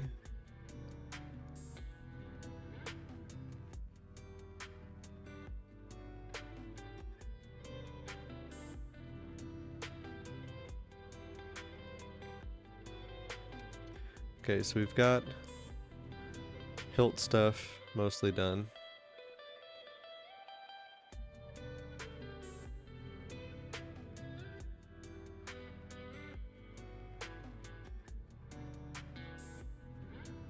JZ Fetter. Wait, this is drawing? I was here for a 2D design stream. I think all I promised was 2D-ifying 3D things.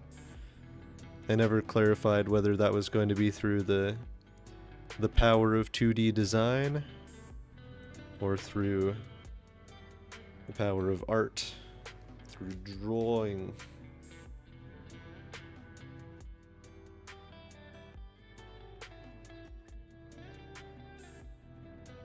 Okay, and we'll deal with that there, because I think I'm going to have much better options for how I corrupt this blade than I did when I did this in 3D.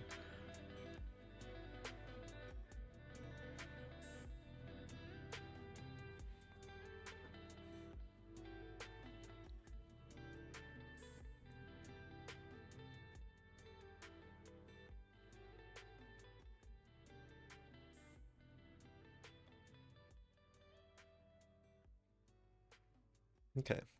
It is kind of cool to see how the shadows are applied there. I have been deceived. Bamboozled. Indeed.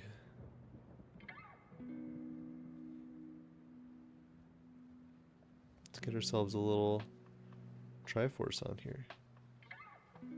With some lines on it.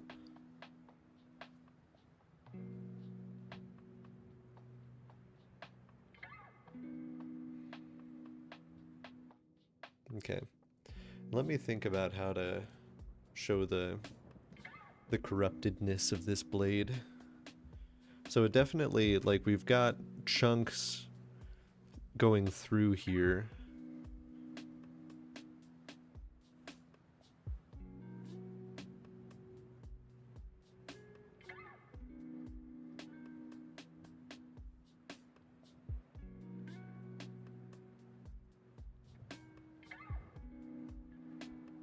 I don't know about that. And I also did that all in one line, which isn't super helpful to the process. Let me actually make this a little bit transparent, which I simply did not do. And let me add a layer beneath it that I'm just going to fill white. And then I'm not going to erase white, I'm going to fill it white.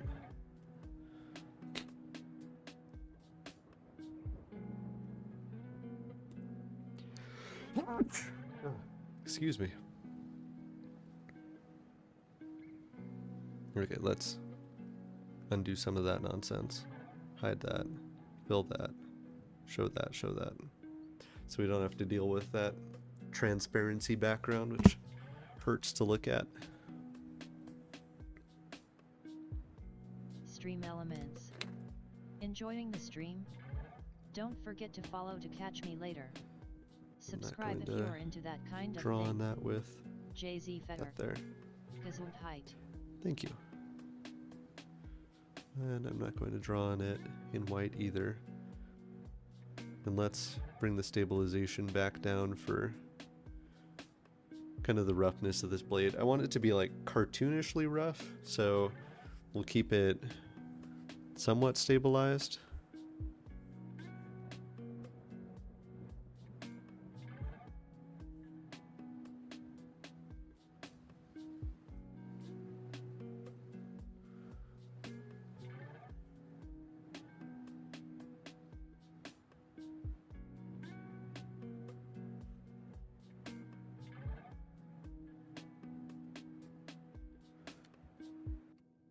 Something like that.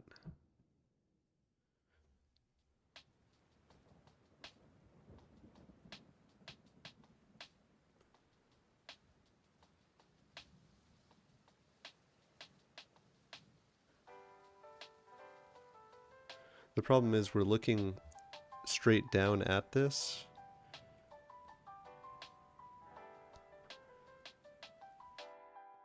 So it's entirely possible that this top layer will be wider than the bottom, but it's still not what like our eyes are gonna expect. I don't know, as far as I understand this, which is not much. But I can like kind of smooth this out and like cell shade it a little, or not cell shade it, cell shade it, kind of cell shade it. I don't know. Whatever that meant to me before I started saying it ad nauseum, it means nothing to me now. Let me take this, let me move it over, let me transform it, and shrink it down. Ah, no.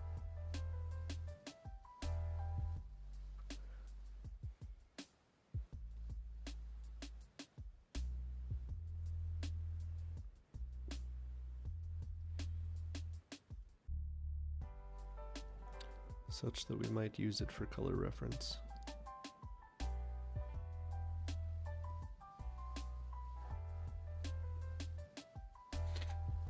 So a lot of this is just going to be this same blue.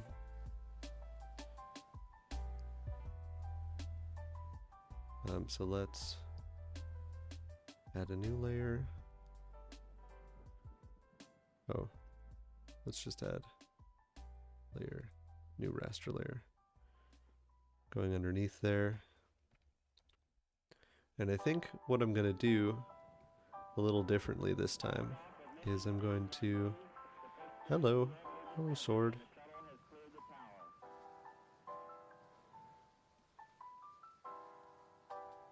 I'm going to select the blue that I want here. And then I'm just going to take a very wide pen and go over this. Which is, now that I think about it, something that I've seen artists do before.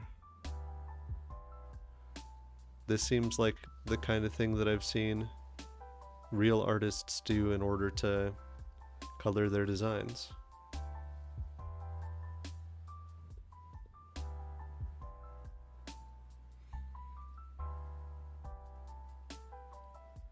Let's just blue all of this first. Jay-Z Fetter. You're a real artist now. I wouldn't go that far. If I, and just evidence of that, if I make a yellow here, okay, so that does go just over what I have there. Okay, good. Let's get a nice gold. I guess we're kind of more in the orange range, really.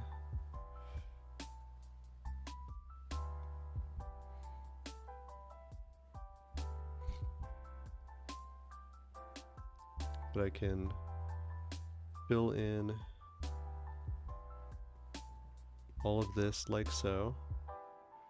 And this here. And these here. How's that looking without the lines? Muddy.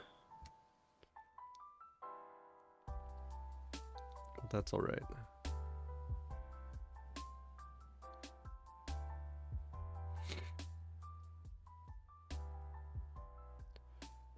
And let's get some blade colors in here. The color that a blade does. And we'll fill this and this. And I guess it doesn't matter how many times I click that.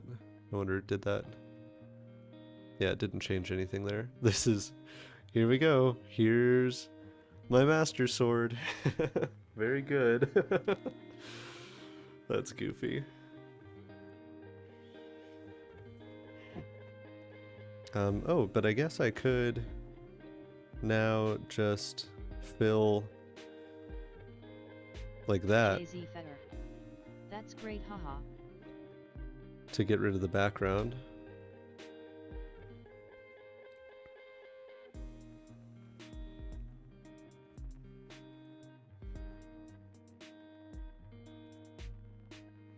It does start to eat into the sword itself, which is kind of funky.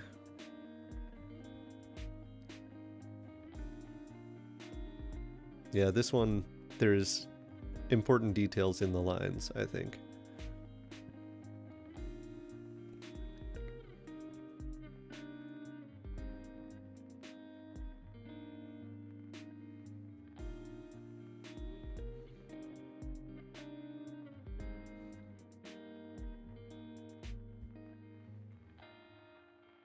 So we'll have to do the like corrupting of the blade, and I want to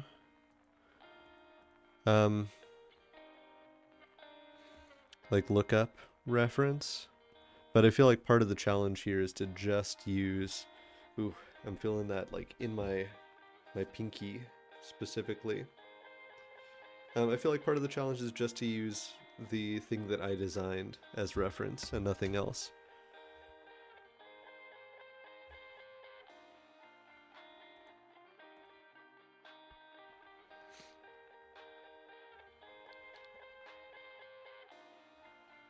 So let's see how we want to go about this corruption. The way I did it in my 3D design,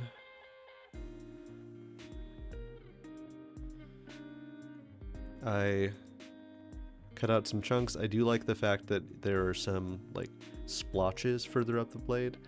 I tried to put some like green layering in because I remember there being some greens and such. There was a hole completely cut out of the blade.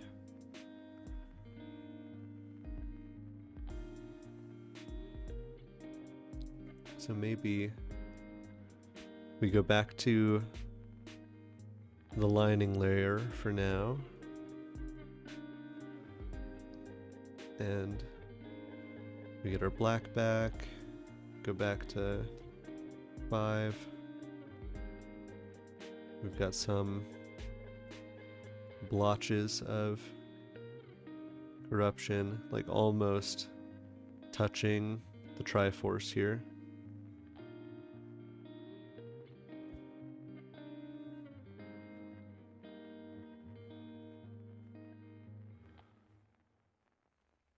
And then we have it really latching onto the blade at this point.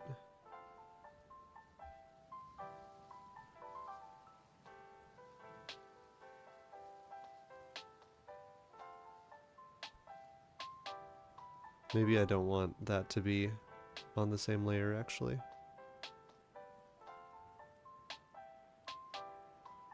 Let's create a new layer. This is going to go on top, and I'll use this to create these sections without having them be like all lined in.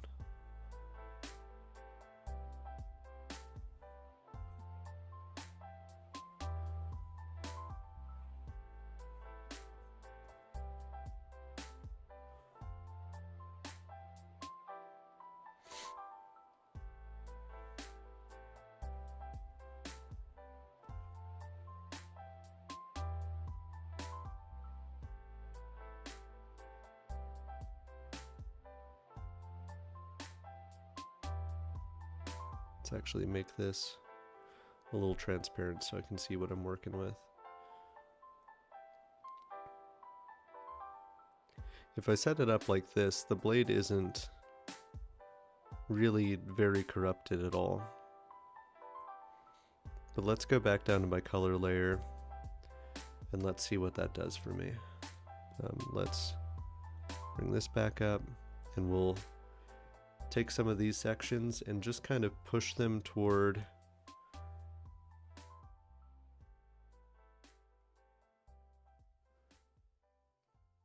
like a grayer or like murkier color here.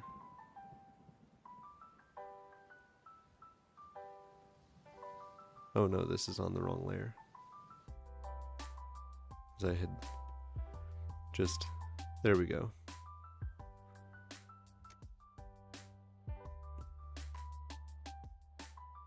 I want that maybe to be browner.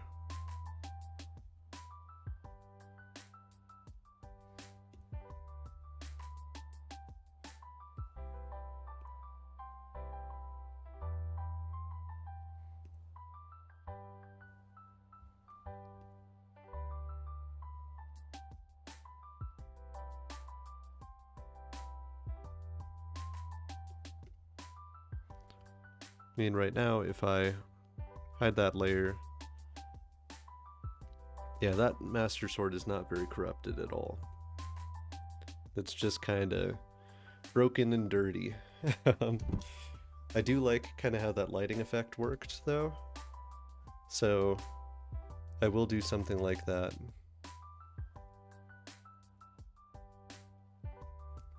But I want to make my modifications on this layer more extreme. Like near the edge of the blade, it should really be more that than anything else.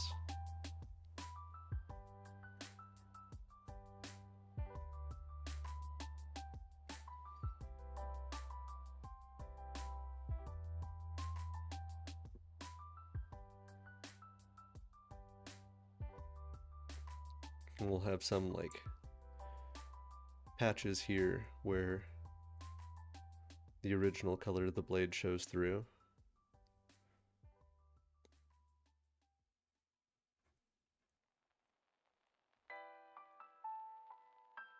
For the most part, it's going to be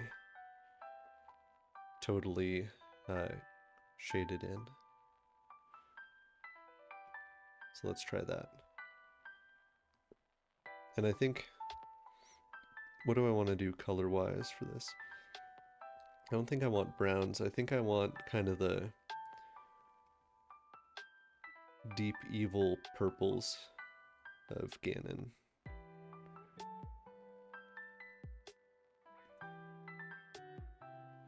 That's not looking evil so much as just very sparkly, very bright.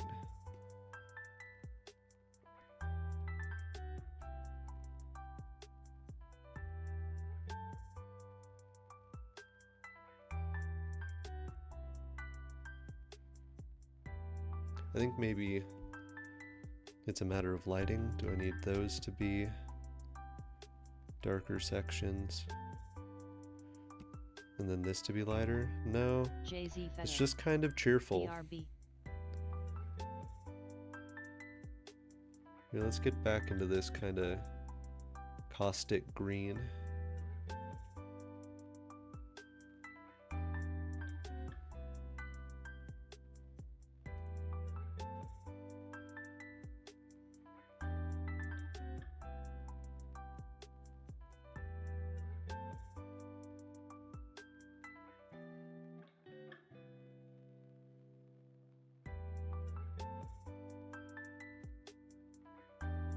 That's not quite it. That's a little bit too earthy, but it's maybe a good place to start, because now I can go in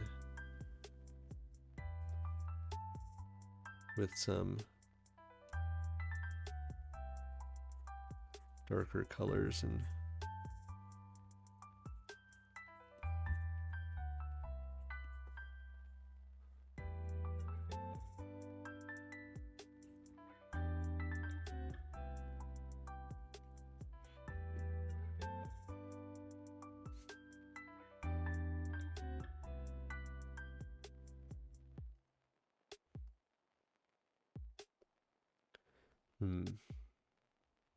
should also maybe around the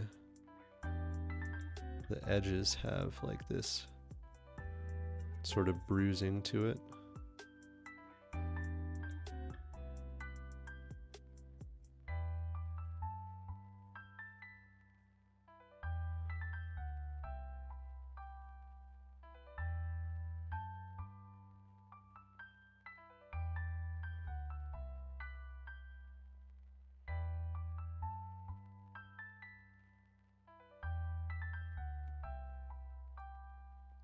Kind of like that. It's still a little too like natural almost.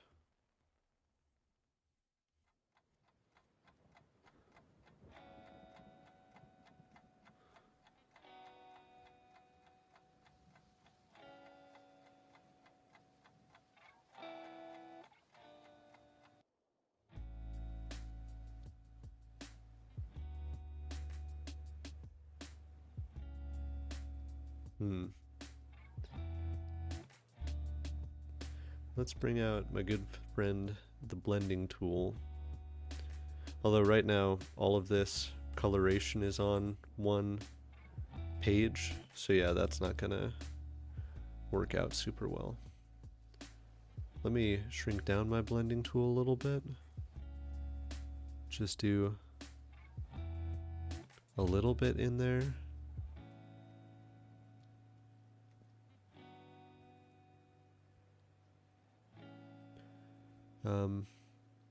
Color stretch. If I make the color very stretchy.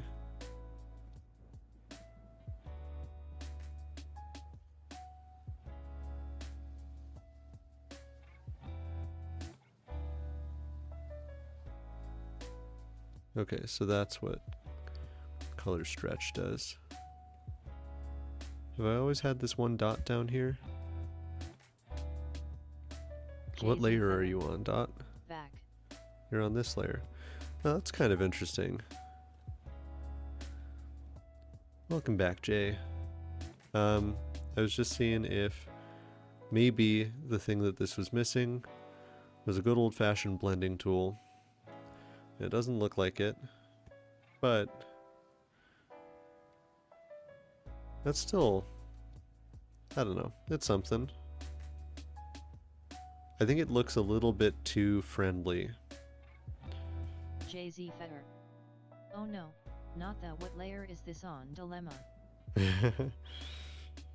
Well, I was going to use the blending tool, but it wouldn't really work out because this is all on the same layer as like the base coloring that I did.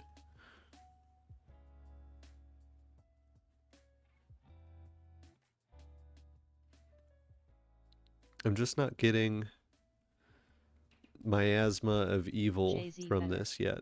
Gotcha, gotcha. Like, can I add some purples to this now and have it be corruption? Not like that, but maybe... Well, there's a thought. A Brennifer. Purple or black? Yeah, I think you're right, O'Brenifer. Let me shrink down this brush a little bit.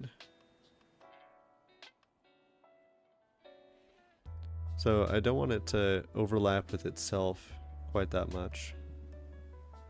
But I do want it to, I don't know, overlap a little bit.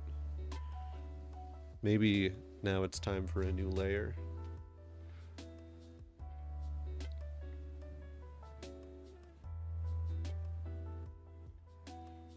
That definitely does something.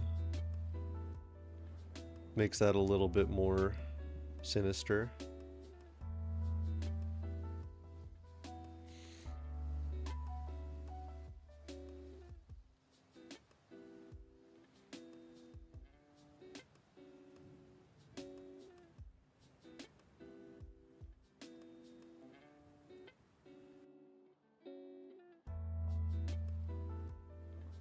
A little bit less just like earthy.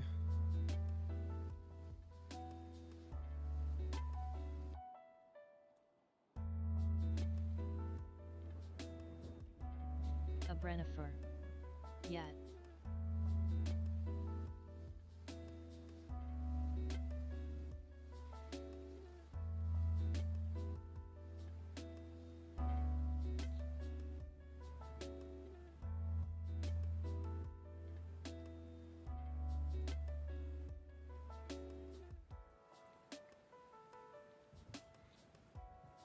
Just clean everything off real JZ quick. Feather.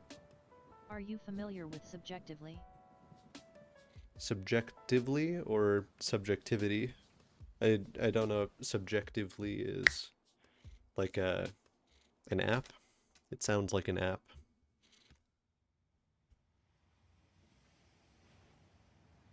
I guess while we're here we could use this to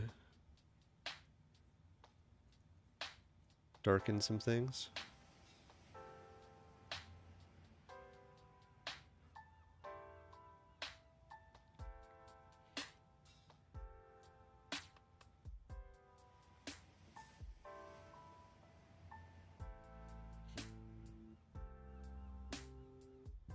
JZ Feather.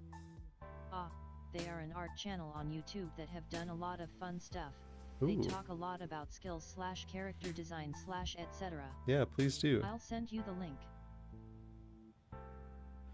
I watch a lot of Drawfee, and that's my main exposure to art content.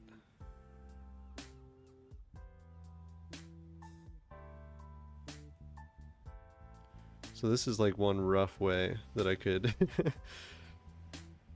get the point across. Let's get some... Interesting, it doesn't give me smoothing option at all for this brush.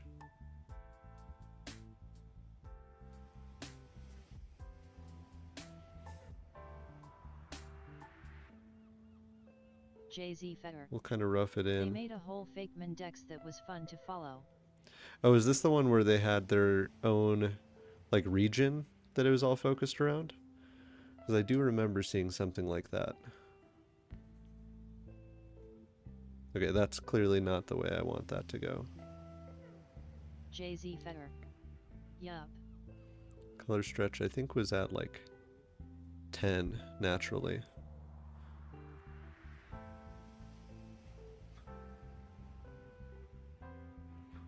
But also, the Master Sword is not very, like, soft.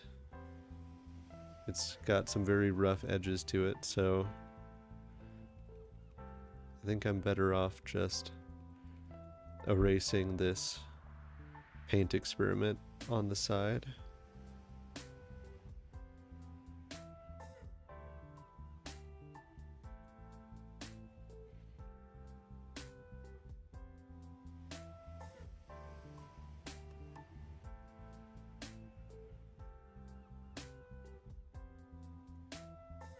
This I can shade in with the paint more effectively.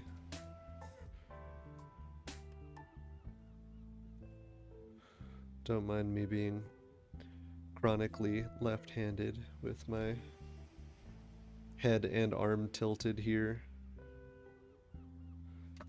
I know it's something I don't strictly need to do with this technology, but it's something I've spent my whole life doing up to this point.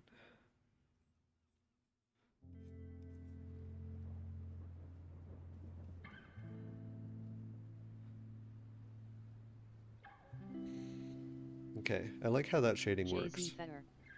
Chronically left-handed. How sinister. By definition.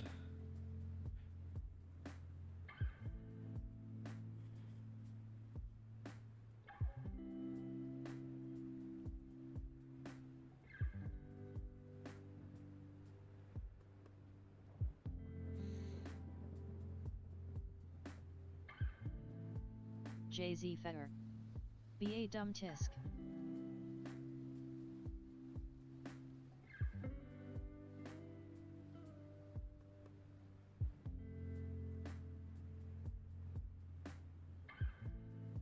A Brennifer. I do love that smudge. Yeah, I think that that's just a really nice, quick effect.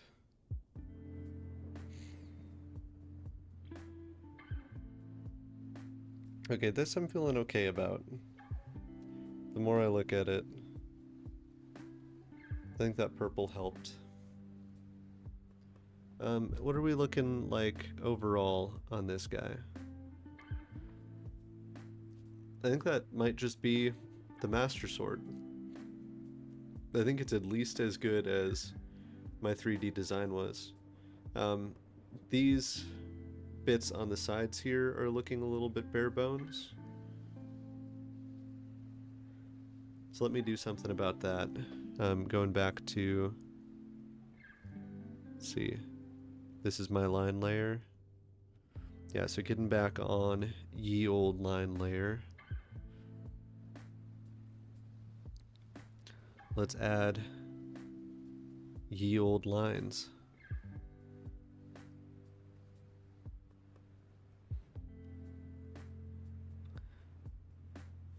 So I might want smaller lines for this just because of the space I'm operating within.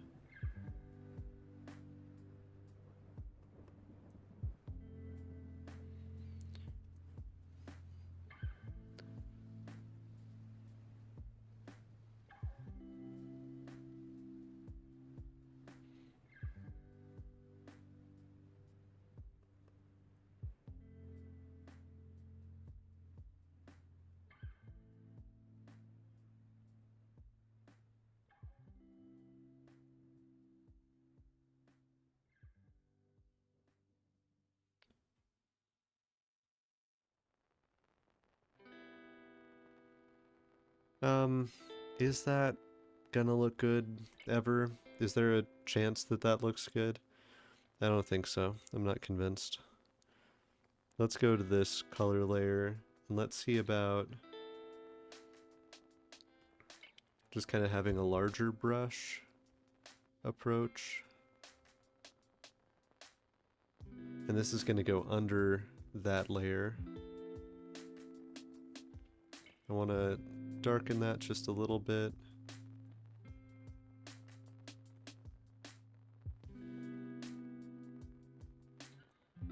Okay, so that wasn't darker by enough.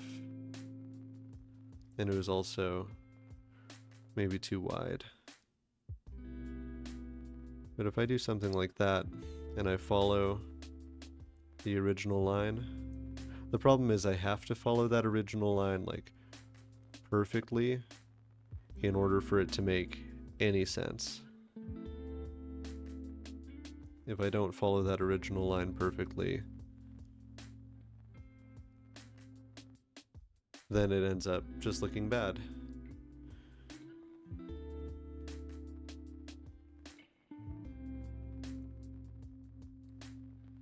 But how does that look when I zoom out all the way? Not bad, but not great. Like, I think it looks better with that effect than it does without.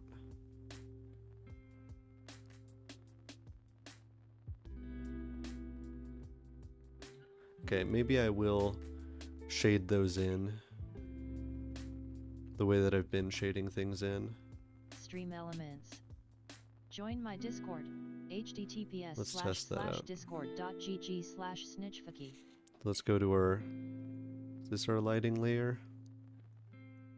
No, that's our line layer. That's our lighting layer. Okay, let's get in there. Let's get a little lightness.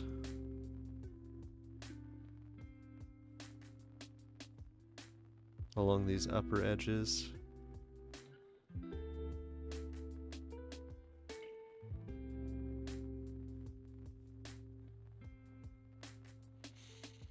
And a little darkness along those bottom edges. I think I should be using a smaller brush for this.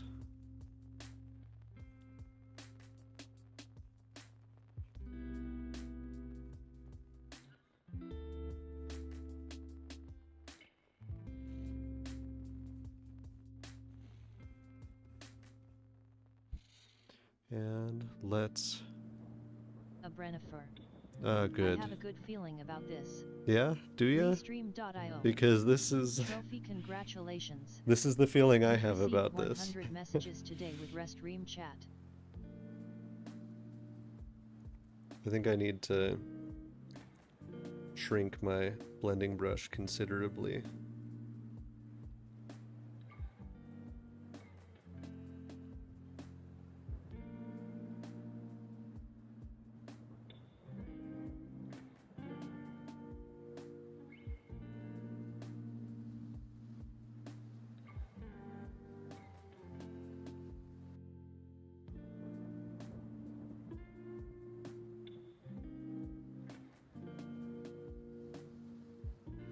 I mean, maybe. We'll see.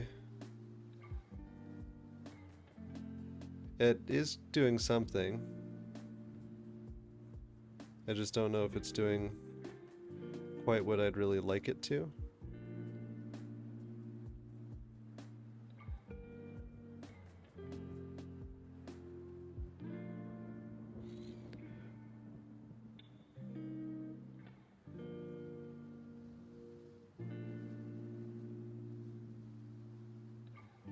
A Brennifer. Let's see when you pull back. Yeah.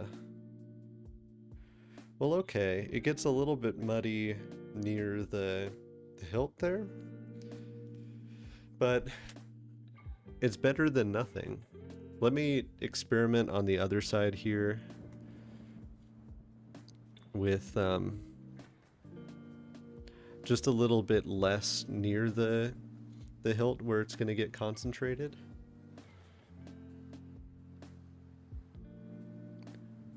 So we'll do light up top. I think having this be smaller JD as well better. will help. I think your highlight lines were a bit thick. Maybe thinning those EOUT? Yeah, JZ Fetter. I think so. Yeah. So thinner lines there. Thinner lines through here.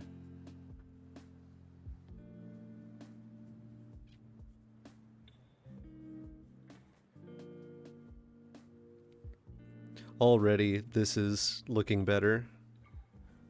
Like before I even start to blend. And let's shrink my blending tool a little bit.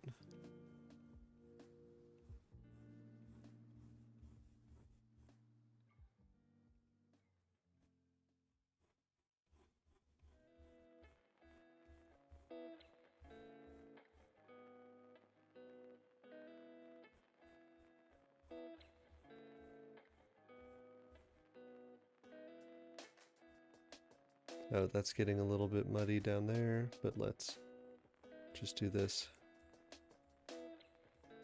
the opposite direction then.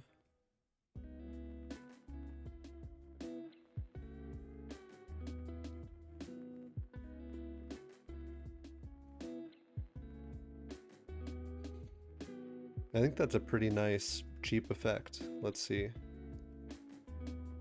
Yeah, okay, so it looks much better on the bottom bit there than it does on the top.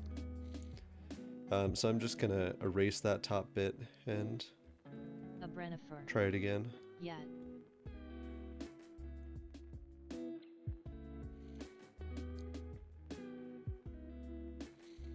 I mean, considering I learned how to do this on the traffic crab, I'd say it's going pretty well.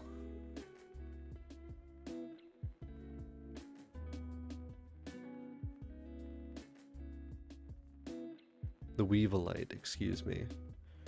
Traffic crab is an entirely different monster. And I don't know if I mentioned earlier. Playing with opacity on the initial placement of your shadows and highlights might help too. That too. Yeah, right now I am just putting these down 100% opaque.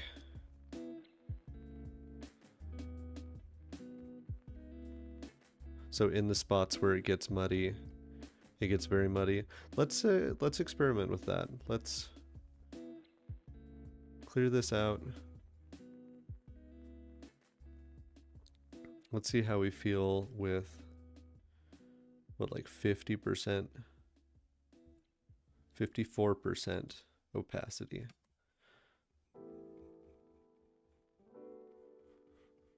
Because I think when I blend it, that's just going to allow it to be a little bit bluer.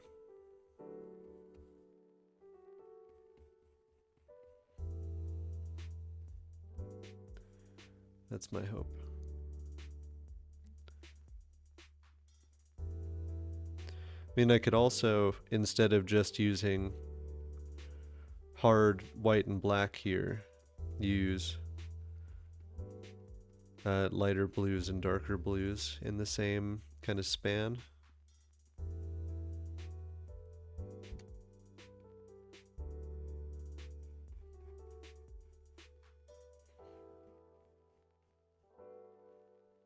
I kind of like the edge that formed there,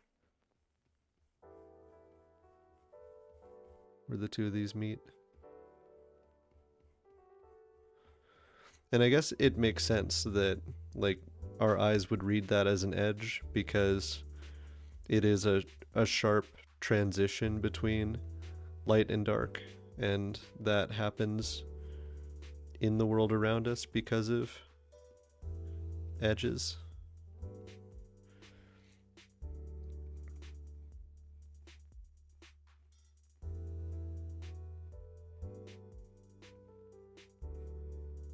Okay, let's see what that looks like. I think it maybe ended up too muddy. Yeah, I like how it turned out on the bottom more, but maybe that's because I made it more opaque, but then I just didn't add more onto it. Or because I sat there and continued to blend it longer than it wanted to blend. I'm letting that edge re-emerge. Yeah, I mean, even that, just letting it sit a little bit more kind of makes a difference. What does this look like without the edges? Still muddy, but you can actually see some of these details, like some of the notches and all of that, which is kind of neat.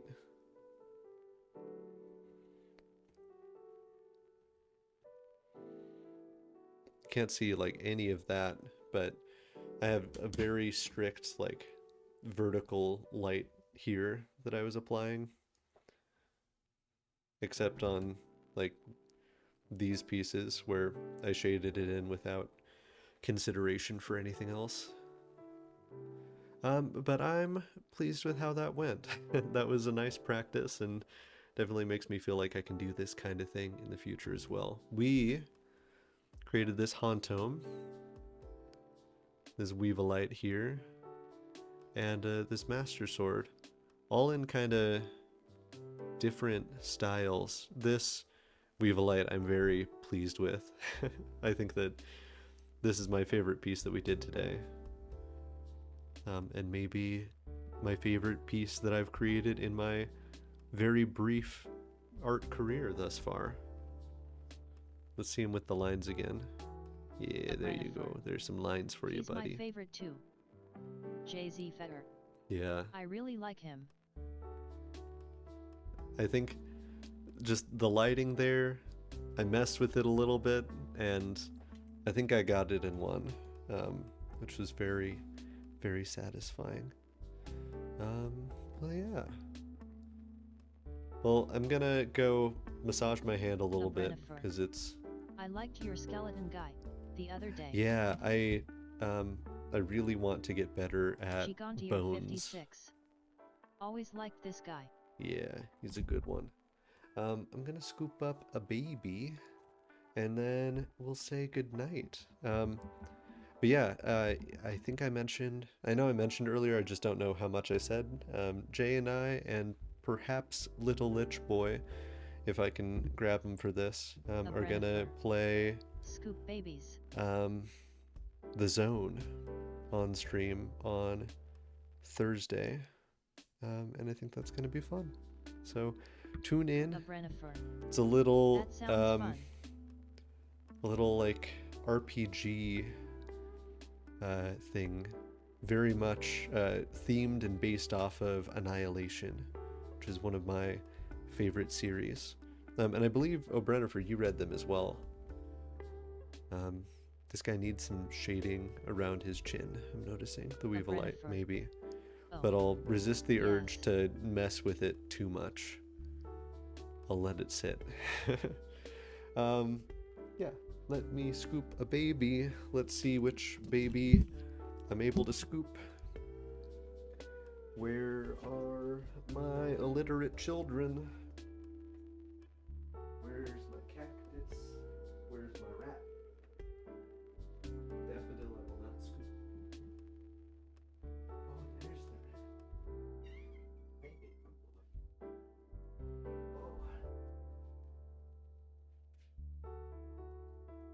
There are some things I take for granted with this boy that I really can't, that I need to appreciate.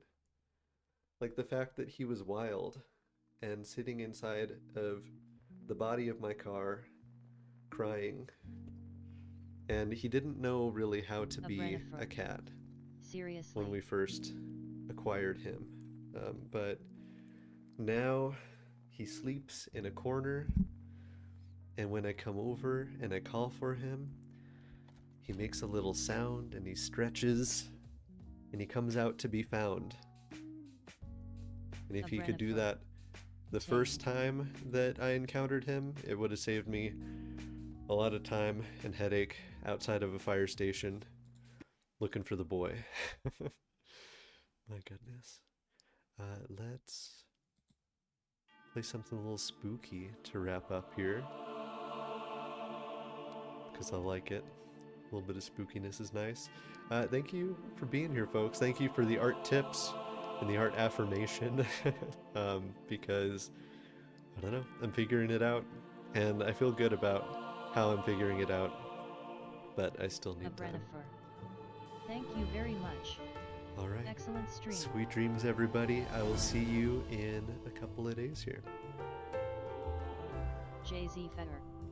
Of course. This was a really fun stream. Gigantier 56. Great stream. A Brennifer. Good night. JZ Fetter. NA night, everyone.